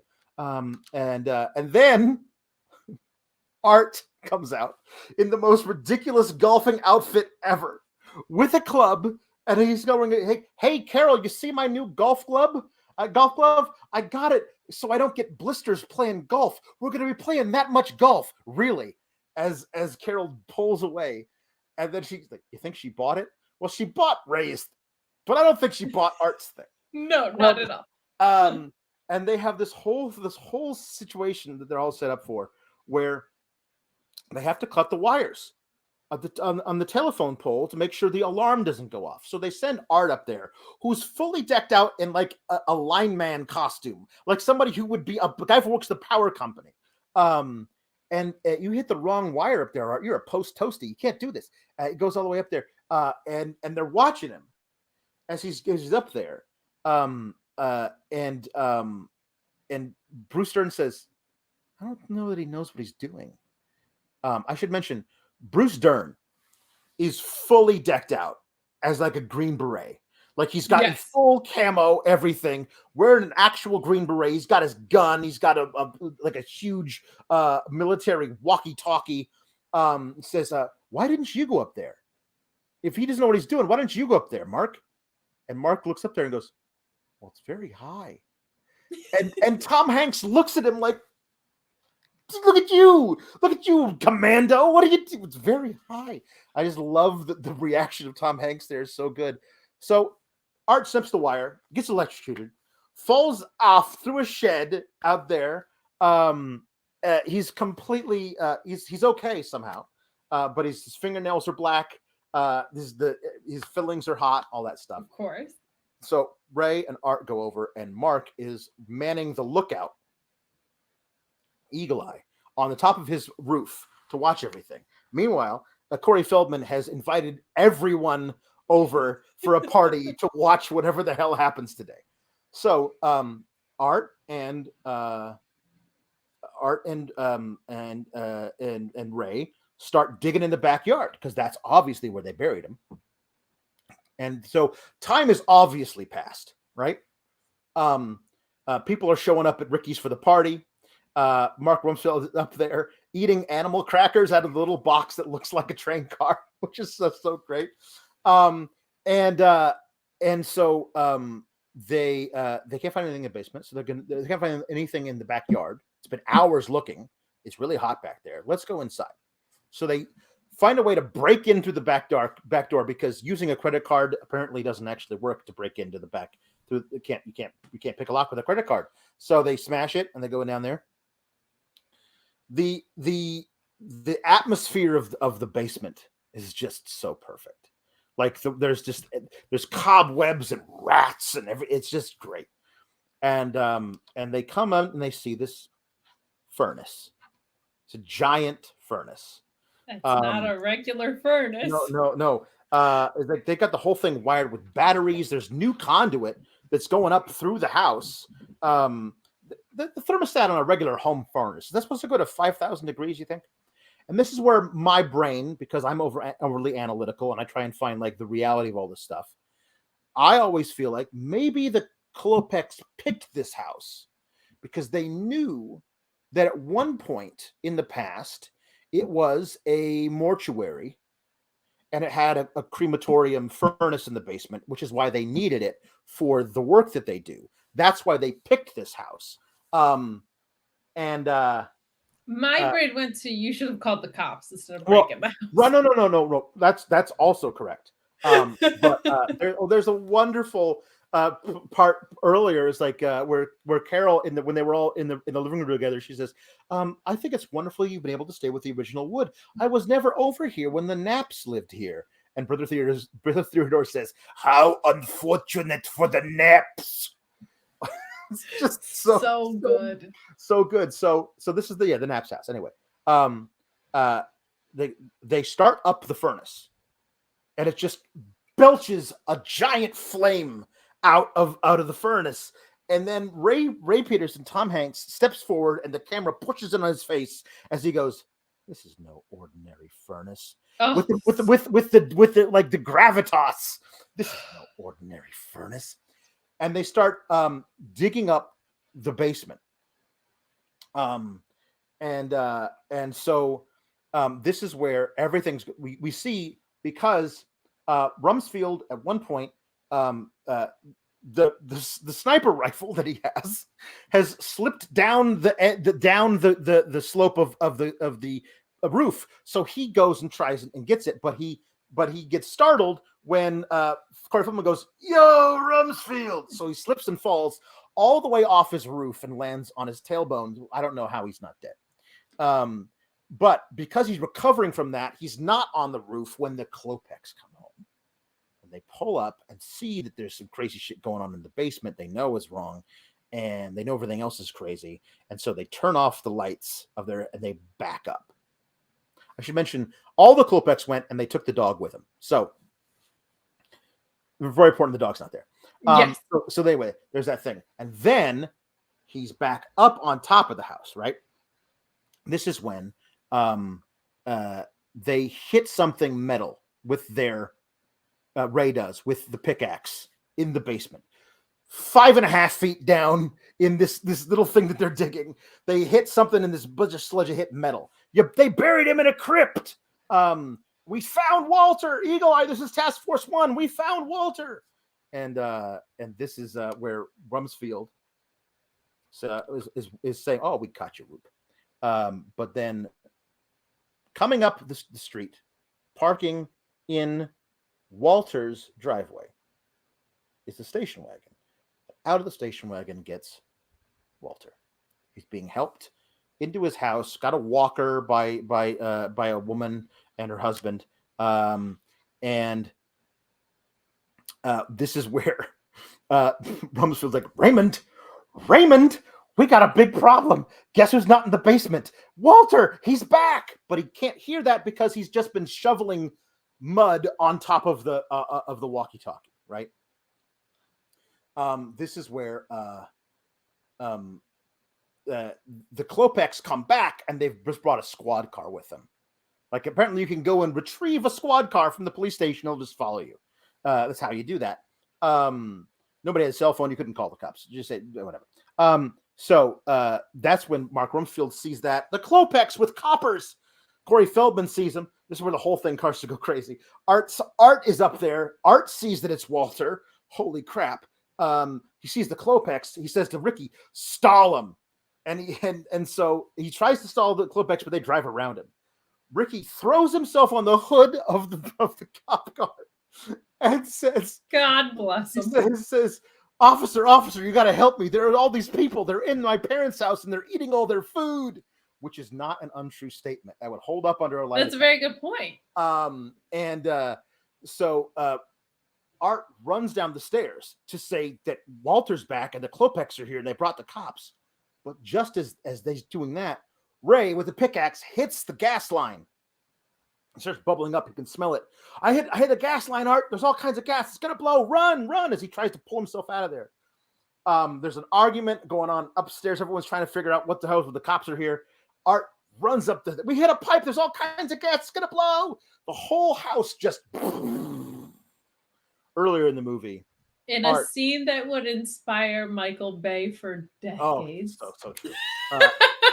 Art says, "No, I never talked to the Klopeks, but I did talk to the real estate broad that sold them the place. Apparently, their last house, it only burnt to the ground. A hideous, raging inferno. So apparently, they have problems with their furnaces. So anyway, everyone is oh my God, what's there's a second explosion, which sends the lightning rod at the top of the house straight up in the air, and it comes down right through the engine block of the cop car. Everyone's very sad about all this stuff, but nobody's more sad than Art, who's like, oh my God, Ray's dead. And then I love that they gave it this line to Bonnie. Something is moving in there. And then like the house is completely just on fire. Smithereens. Stumbling through the wreckage, completely just torched in everywhere, is Ray, who stumbles down the front steps. And when he gets 5 feet in front of the front porch, the whole front porch collapses. It's a brilliant image. It's so funny that he barely made it out of that whole thing. And Art's like, hey, you found it, right? You had to have found it before everything blew. Tell me you found it. So obviously they're in big trouble. And this is where we cut to. Everything is there because Carol is coming home. Now she was supposed to be gone all weekend. This is Thursday. This is the 4th day. First day was Monday. This is Thursday. She's supposed to be gone all weekend. So she did not come back with Dave. She left Dave at her sister's house with his cousins. But she's brought both dogs back, Queenie and Vince, and she's there. She's like, what the hell's this? So I'm not sure why she comes back early. I don't know if she came back early because she knew Ray was up to something, or if she was wanting to like have some alone time with her husband, or what. But she's back early. She's not supposed to be back. She's able to get in to this place, sneak under past the cops, because Ricky Butler runs interference for her. The cops aren't letting anybody in. And she's able to find Ray. Oh my God, Ray, look what they've done to you. His entire head is bashed up. His eye is all closed off. He's got a broken finger. And he's sitting there and he's being yelled at. She immediately says, hey, you cut your hair. I like it. Like he's completely out of it. But she did cut her hair. Here's the thing. The entire shoot up until this scene, Carrie Fisher was wearing a wig over this haircut because she does get it cut several inches off the back. It's a short haircut, but she gets it even cut shorter. So they were wearing a wig the whole time up until this point, and no one understood why she was wearing a wig because her real hair looked kind of like the hair. But again, that was because of the whole thing of, hey, you cut your hair, which I love that there was a reason for that. But she always, every time somebody would yell cut, like there was a problem, she goes, is it my wig? It's my wig, isn't it? Like that was how she made everybody laugh. But there's this great scene where Rance Howard, who played the old man in Spooky Buddies, who's actually Ron Howard's father, who always gets his dad and his brother roles in the movies that he produces. Did Ron Howard produce Spooky Buddies? No, but he's an actor who's been in stuff too. But like he always winds up being in Ron Howard's movies. Also, I think Ron Howard can pull some strings with anybody and get his dad a role anywhere. It just feels like Spooky Buddies is a weird choice for the like. I mean, for someone as skilled as the Howards. He's a working actor. You got to eat. So he's running down the litany of all these charges that Ray Peterson faces: harassment, assault, vandalism, breaking and entering. And that poor old man claims he's got a ransom note that says you kidnapped his dog. When you think back, Walter, I have your dog. It is such a fantastic, oh, wait a minute, that's hilarious joke. And I can't believe it. And this is when Ray turns to his wife again and says, I really do like your hair, honey. He has no he's got a concussion. It's bad. There's another detective there who's running through everything for Art, who still believes there's got to be a body buried in there. It's like, what happened? The old man. What the hell was that? Where was he? He had some heart palpitations on Monday night. Called his wife and his son-in-law. Took him to the hospital for evaluation. He just got out tonight. But what about his wig? The wig. Why did they have a wig? The Klopeks were picking up his mail for him. Apparently, they got the wig mixed up with the newspapers and the letters. You don't believe that guy's a real doctor, do? Yes, I do. In fact, he's a very well-respected pathologist, my friend. And I say you are damn lucky you didn't kill him in that blast. thank my lucky stars. Oh, it's just such great stuff. Hey, sorry about your car. He says to the officer who got his car skewered with the thing. It's so great. So this is where he walks over and he keeps needling Ray about, hey, no, why don't you tell him? No, I mean, obviously that femur's from somebody. They're going to find the rest skeleton that go with that femur. When they do, this is where Tom Hanks launches into this whole diatribe. It's so perfectly done. Where he tries to kill Art, tries to choke him, and they pull him apart and says, remember what you were saying? They didn't do anything to us. Remember when you were saying about people like Skip, people in the burbs, people like Skip who mow their lawn for the 800th time and then snap? It's not them. We're the ones. It's us. We're the ones who were vaulting over the fences and throwing garbage in the street and peeking through people's windows. We're the lunatics. It's not them. It's us. Which is just like, that's some introspective shit for the late 80s. Like, you don't like you like there's the Reagan years produced a lot of xenophobia in America that this country really hasn't gotten over. But they just like straight up lay it bare, which is awesome. And the a lot of the criticism this movie got was because the next thing that happens kind of reverses that on itself. But I think it has to, because ultimately it's a comedy. What Tom Hanks is saying in this diatribe is true in the macro. Like, it's true overall. But in this situation, because this is a comedy, it can't be true, because we need a resolution that's going to make us all smile. So after trying to kill Art again at the end of this whole thing, what do you want me to move? I'm going to kill you. He lays down on a gurney, says, take me to the hospital. I've been blown up. And then he pushes the gurney back onto the ambulance, yes, and then face plants on it in the most so good. This like realistic recognition of, my whole life's over. Yeah. Like, I'm probably going to jail. I definitely lost my job. I probably lost my family because I let this paranoia get a hold of me. The idea that he's like, just take me to the hospital because what the fuck else do I have left is like so expertly done. So expertly done. So he's like, Carol's like, honey, I'll just find out what hospital they're taking me to, and then I'll just follow right along. Okay. Okay, Carol. And he's in there by himself in the ambulance. And then sliding into the ambulance along with him is Dr. Klopek. Oh, hey, Dr. Klopek, hi. I'm really sorry. You know, when I get out of prison, I'm going to help you rebuild your house. You know, I got the tools. My Carol's father just gave me a brand new set of tools. And like the fact that they did a callback of the tools thing from earlier, again, just so great. He says, do you think I am an idiot, Mr. Peterson? No. Do you take me for an imbecile? No. You may have fooled the others, Mr. Peterson, but you don't fool me.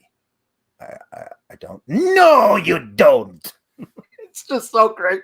It's like, am I missing something, Mr. Peterson? Come now, Mr. Peterson. You were in my basement. Surely you looked in the furnace. I saw your furnace, Dr. Klopek, but I figured a man's furnace is his own business. So I let you keep the femur, Mr. Peterson. Oh, no. I know you saw my skulls, didn't you? Oh, yes, I know you did. I love this was so good. So, the name was Knapp. We took the house from them. I offered to buy it, but you know how old people are. They grow so attached to things. Like their skulls. Yes. So says, I let you keep the femur, but now I want my skull. Or perhaps I might just take yours. You got the biggest syringe you've ever seen in your life. Hans is driving the ambulance, and he tries to pull away as he and Ray are fighting in the back seat. Ray's trying to hold back the syringe while reaching up through the little thing to grab Hans and make him crash the car. he crashes past the pizza dude because, hey, it's the best part. I called the pizza dude. It was that point where, big party happening. Where Brother Theodore comes, Ruben comes like, okay, Hepcats, get off my car. Okay, man, you gotta chill out with us. We got the pizza dude coming. It's great. So the the ambulance eventually crashes through the front door, up the porch, and through the front door of Art's house. And out the back comes rolling the gurney, rolls up and crashes as he's still fighting with Dr. Klopek, crashes into the Klopek's car. The hood pops up and there's a blanket in the back. And there's a citizen's arrest. I'm putting you under citizen's arrest for my attempted murder. You don't have anything for citizen's arrest. You don't have any evidence at all, says the cop. And then Corey Feldman standing back there, lifts up the blanket, says, you do now. You got some evidence now. Pulls the blanket back, and it's just skulls. Just wall-to-wall skulls and femurs. The only two bones available. Not ribs, not a scapula, not an ulna, not a radius. Femurs and skulls. Like, enough for, like, they've murdered several dozen people. Yes. In the back of this car, just sitting in the trunk. The executive says, is this your vehicle, Dr. Klopek? And he goes, like, it's just, yes. I mean, what am I supposed to say? No. It's great. And this is what I love, is like, that's basically the end of it. We have this Art doing a man on the street newscaster spot. You tell him, we're out to get them, Don. We're not content to just wax our cars, mow our lawns, paint our houses anymore. Suburbanites, do not mess with us. We are out to get them. And it's just Ray and Carol meeting there, and they're walking together. Like, what do you want to do now, honey? I'm gonna pack a bag to go up to the lake. Bruce Dern walks by. We got him, neighbor. Get away from him. Just relax. And then Art walks up. Hey, man, that was a hell of a chokehold you put on me. Great job. Hey, so what are we gonna do? You guys want to go down to Bowl-O-Rama, get a few beers? Meanwhile, he's like, Tom Hanks is completely still bandaged up. His entire face looks like a mummy. It's so great. And he was about to be arrested or taken to the hospital, or both. Now he just walks up the front steps of his house. So they walk past and they leave Art there. It's like, what are you talking about going on vacation? Geraldo Rivera's coming. He's going to excavate the basement of the Klopeks. It's going to be broadcast via satellite all over the world live. And then you hear Bonnie, Art, your wife is home. And Bruce Dern says, and your house is on fire, because the ambulance has crashed into the house. It's on fire. And then you see his wife standing there with two suitcases going, Art, where are you? So it says, Art, your wife is home and your house is on fire. Art looks over there and goes, my wife is home, which is great because his house being on fire, obviously the least important thing of all of this, which is great. And then one of my all-time favorite, like, little wrap-up, sweet, kind of a very cute little scenes is where Corey Feldman walks up and is like, hey, Mr. Peterson, where are you going? It's about to get good. Don't go away for a little while, rookie. I want you to keep an eye on the neighborhood for me. You betcha, Mr. Peterson. And then, with the only eye that we can see because the other one is covered by gauze, he winks and he walks up the front steps with his wife. And Corey Feldman breaks the fourth wall, looks directly into the camera and says, God, I love this street. Walks back up the street as everything's going crazy. And then a cut to over the top shot as everything's going crazy. And the camera pulls up and keeps going until you see the entire globe when it spins around. And it's like a complete full circle. I can't say enough. Like, honestly, it's one of those things where even if it wasn't my favorite movie, I would recommend it to literally everyone. It's just so much fun. So I do feel like, okay, so please, talk me down from my pedestal. No, okay, so one thing that I read was that the original ending was supposed to be that Ray dies, which I thought was super interesting, that he really dies in the back of the ambulance, and that when they open the ambulance, there's just several corpses just fully in the ambulance. which I thought was like, oh, that makes it a horror comedy into a horror movie. They refigured the ending several times, like a lot. They did not know what they were going to do with it. I don't think you kill off Tom Hanks. No. I feel like if you had Tom Hanks who hit in big, Tom Hanks, they knew they could no longer do that ending because you can't kill off Tom Hanks. That was what, they couldn't do it. There's just no way. I do feel like the critics have a really good point, and that this whole movie seems to be built around the idea that the suburbanites that are nosy and voyeurs looking into people's lives are the destructive ones, and that the people that keep to themselves are actually the harmless ones. And an important message of, hey, just because someone's appearances might seem a certain way doesn't mean necessarily what you're implying about them is accurate or paid off. And then I can buy that it's a swerve because it's a good one. Like when they're in the ambulance and he pulls out that syringe, that's like a moment that evokes an emotion. So I can buy that it's a swerve, but it felt like they built to this entire narrative that they just completely 180'd from toward the end of it. But I think it still works. Like I don't think it doesn't work because of that, where I feel like a lot of movies, especially the ones that were like coming out around this time, anything that tries like a swerve like that oftentimes does not necessarily work. But I really liked this. Like I thought this was, again, like there was just, everything was justified in it.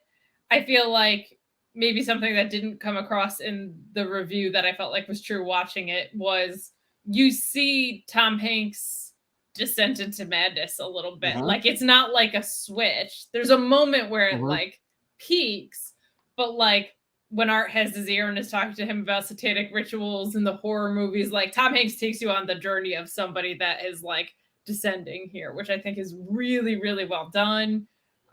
This is far superior than a lot of the things that came out around the same time period that we've watched that are in the same vein.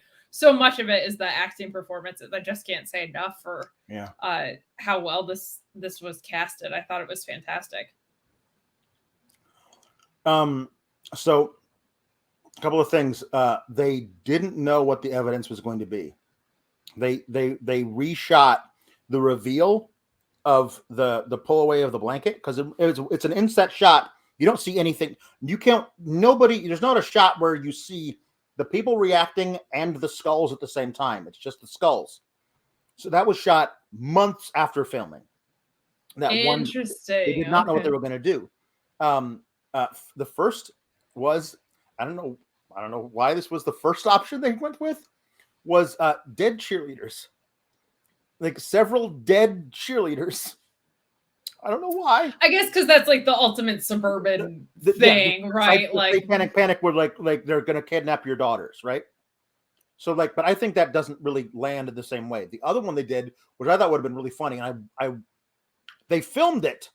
I do not know if there's any footage of it that exists anywhere. The garbage men. That would have been perfect. The two garbage men have been murdered and they're in the back. Because anyway. And then this thing what they did later. But on the DVD I was talking about, which is the collector's edition, they have a work print copy that was then it was digitally taped off of the VHS, a personal copy owned by Joe Dante, the director, of the work print of the film that they were working from when they were first doing the editing. It's a few minutes longer. There are different scenes in it, like entirely different scenes. The way they get into Walter's house is entirely different. They never actually go into the house in this version of the scene. A lot of different things with it. The ending is different as well. It's the same basic idea, but everything that happens in the ambulance is a different script. It's very different, but it's really interesting to see. Also, none of the music is in it. Like there's music there, but it's not the music that Jerry Goldsmith did. It's just like placeholder stuff. So it completely changes watching it. It would be really interesting to watch that version, like remastered in a way that didn't look like it was, because it looks like it's from a VHS copy from 30 years ago. it'd be interesting to see that remastered with the real music and see which was like. I mean, I think this one is perfect, but like what people would think if they watched both.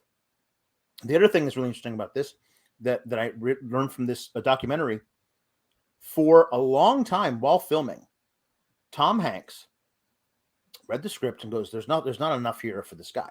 Who is this guy? I need to find out more about him. We need to make this guy into more of an actual character. Who is this guy?" And he came up with the idea, and Joe Dante liked it but didn't love it. But he let him shoot a whole bunch of stuff around it. Was that he wasn't taking a vacation? He had been fired. And I wondered if that was like that's such like a cool catalyst. There are takes that they shot where Tom Hanks is playing that he was fired secretly. And there are takes that they shot after they had made the change and they knew they were no longer going to do it. So it's to Tom Hanks's credit, it never feels like he's playing two different guys. The guy who was fired and the guy who's on a vacation, because this is who Ray Peterson is. He's right there. But there's this great thing where in the very beginning, Art's like, "What are you doing home?" And Art, and Ray says to Art, I took the week off. And the way that I always read it, because I never thought about him being fired, I took it at face value. The way I always took it was, if I tell Art that I'm home for the week, then he's going to be over here all the time asking me to do crazy stuff. I don't want to hang out with Art for a week. I want to be lazy. So he has to tell him, even though he doesn't want to, as opposed to I'm lying to my friend, well, not my friend, my neighbor Art, because my wife is also in the room. Like, I never thought of it that way, but honestly, it works both ways. The ending that they actually shot, that's in the Joe Dante work print, there's a different ending of the movie where he says, "Carol, I've been hiding something from you. Something I need to tell you. Like, you got fired." Like, "How did you know?" "When you came home on Friday night, you have very particular body language, and that body language just said no job. It's okay. I'll figure something out. I'm just happy you're alive," basically. And like, it was interesting. Like, I ultimately think they made the right choice of not doing that, because the thing about it always is that they said Ray Peterson is the reluctant marshal in the old Western who knows he's got to deal with the criminal element in his town, but doesn't really want to because he's a little scared of what things might happen if he puts his foot down. So ultimately, in those Westerns, he does what he needs to do to get the criminal element out of whatever little town he's the marshal of. And he gets to say at the end, like, he gets to have that moment of, look after the town for me, deputy. Yeah. I'm going to go, I got to see about a lady in the farmhouse down the valley or whatever. Like, he gets to have that really cool triumphant moment, because that's what this is it is a send up and an homage both to old Hitchcock movies and old Sergio Leone Westerns.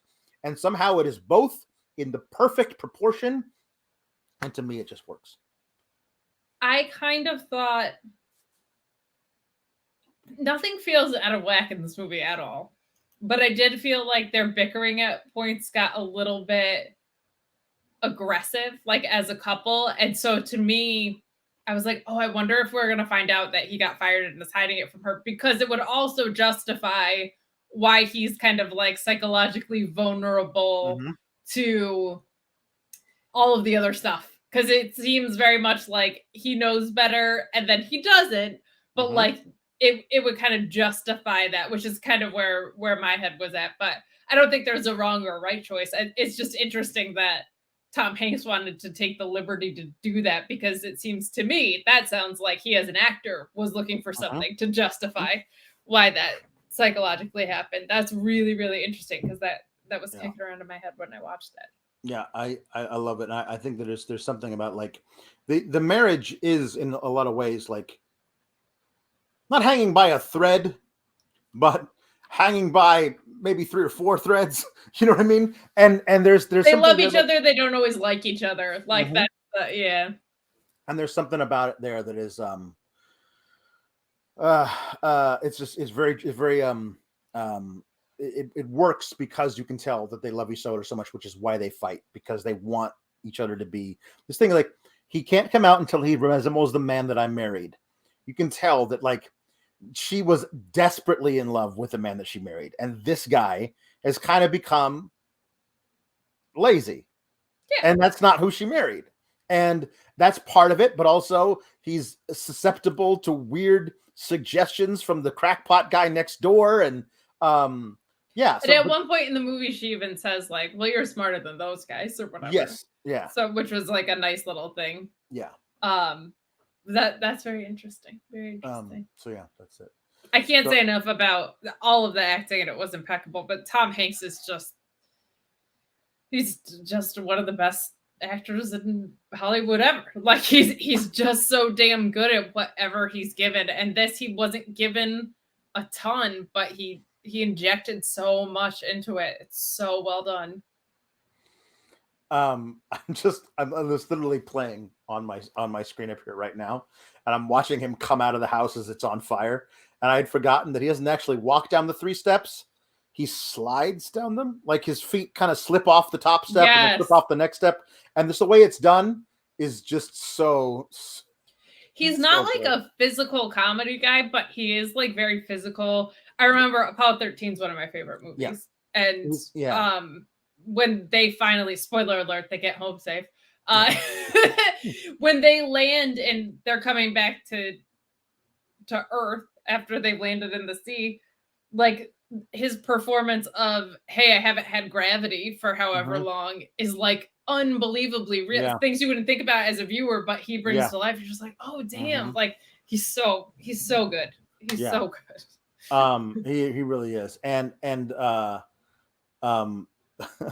there's just so much that the thing about it, I always think of him as not a physical comedy actor, but he's kinetic. Like, he's always moving. Like, everything about him is because I think of physical comedy is like, I'm doing this to get a laugh because of the way I whoop-a-boo. Yeah, like Jim Carrey or he never does anything to get a laugh. Everything is entirely rooted in the character that he is playing. And the character, he always finds a way to make the characters have that kind of kinetic energy about them, because that's just who he is. His whole body's just that person in whatever he's doing. It's really, really good. And this, to me, part of the reason this whole movie works is how grounded it is. And like I said, the lack of there being a supernatural element to me was so important, because I think my favorite scenes are the ones where they actually go introduce themselves like a neighbor would. And they're not being anything supernatural, but something spooky up is like the saving grace of all that. Right. I think it's so good. And its success is rooted in how grounded the whole movie feels. And in my opinion, I think it's just so good and separates itself from a lot of, like, when we did Transylvania 65000. Yeah. The whole issue was that movie was it was trying to be a parody at the same time as trying to tell its own story. Yeah. This was the opposite of it. Yeah. That to me, like, this was just a story that got told that had comedic elements, that had underlying horror elements, that worked really, really, really well. Yeah. So many callbacks and justifications in it too. I also I love at the end, after the ambulance crashes and everybody's being arrested and everything, see Hans sneak out the back of the ambulance and kind of look around, and he's dressed very nicely because they went to town to the university, and for him, dressed very nicely is a pair of lederhosen and a blazer and this weird little hat.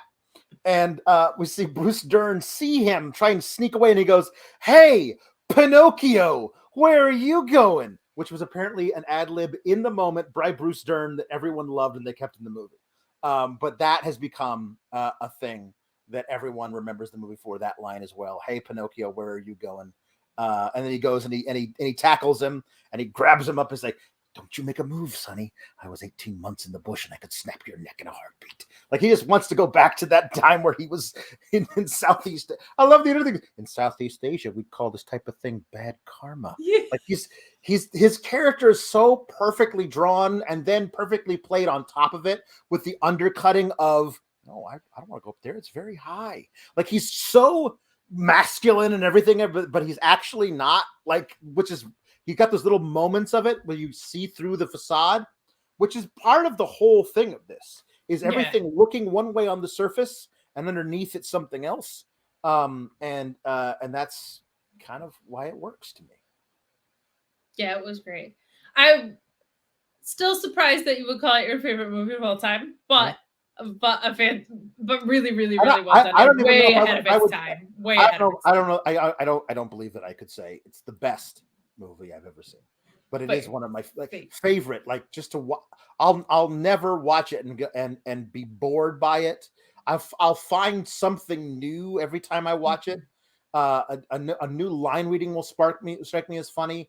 Just like I never thought about how unfortunate for the naps until this time watching it, and I was like, that's just just the way he like he's obviously making an insult, and the way it's written is supposed to be like an undercut, subtle insult, but not the way Brother Theodore says it. How unfortunate for the naps is just hits you over the head with a hammer, and it works so well for his character.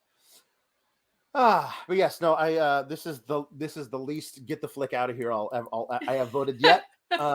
This is it for me. This is up there with Team America for me of non getting the flick out of here, like very, very solidly in the keep column. And like, again, between the score and the lighting and some of the shots, like, you feel like there's parts of this that are timeless where nothing else that we've really watched, I feel like, in this have been super timeless. But like there's so much artistic integrity put into this, whereas I feel like so much of the other stuff that we've watched on the comedy vein is just like relying on the silly gooseness. But this felt like there was some real effort put into it. So it's like a good movie around all of that as well, which I really appreciate it, because right from that opening shot you can tell it's really nice. Yeah, really well done. All right, keep the flick in. Keep it so far in.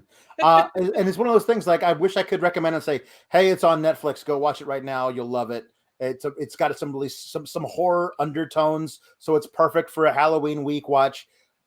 But I can sit through it. Yeah, it's true. But it's not available unless you want to plunk down some real money for it and own a copy of it either digitally or on DVD or Blu-ray. So it's one of those weird things. You know, if you have a VPN of sorts on Amazon, you can go. There you go. Watch it in certain locations. So in certain locations. But, like wherever the hell the Klopeks are from. That's right. Yeah, that's right. But it's as entertaining as if you were going to a movie today to go watch it. Like, it's worth the money to me in that way. Yeah. Yes, it is. It is definitely. But thank you, everybody, for sitting through the longest version of this that we've done, I think, because I can't shut up about this movie that I love so much. This and Team America were the only ones to go over 2 hours, I think, and they're the ones that were like the most into. Yep. So. Yeah, exactly. It's the most, like, it's not fun talking about bad things. It's fun talking about good things or bad things that you make good with funny impressions, I guess, because those are long as well. But thanks, everybody. Next week, I don't know, we'll figure it out. But we're coming down the home stretch, people. For Schlocktoberfest. But yes, thank you all for being part of this. You can follow me on the Twitter at Alex Sauergraps. Follow Kate at Miss Kate Fabe. Our work over at Fightful, I think, speaks for itself. And please go over there and watch. It should be a lot of fun. This Saturday is Halloween Havoc. So we'll be reviewing that. Should be a lot of fun. Thanks everybody for hanging out with us, and we'll see you in the next one, and we'll tell you whether or not some creepy or some spooky cute movie needs to get the flick out of here. Bye, everybody. RESPECT. Click the subscribe button and find out what it means to me. Nah, that doesn't have a ring to it. But if you like videos about real news stories that are funny, stupid, or weird, subscribe now.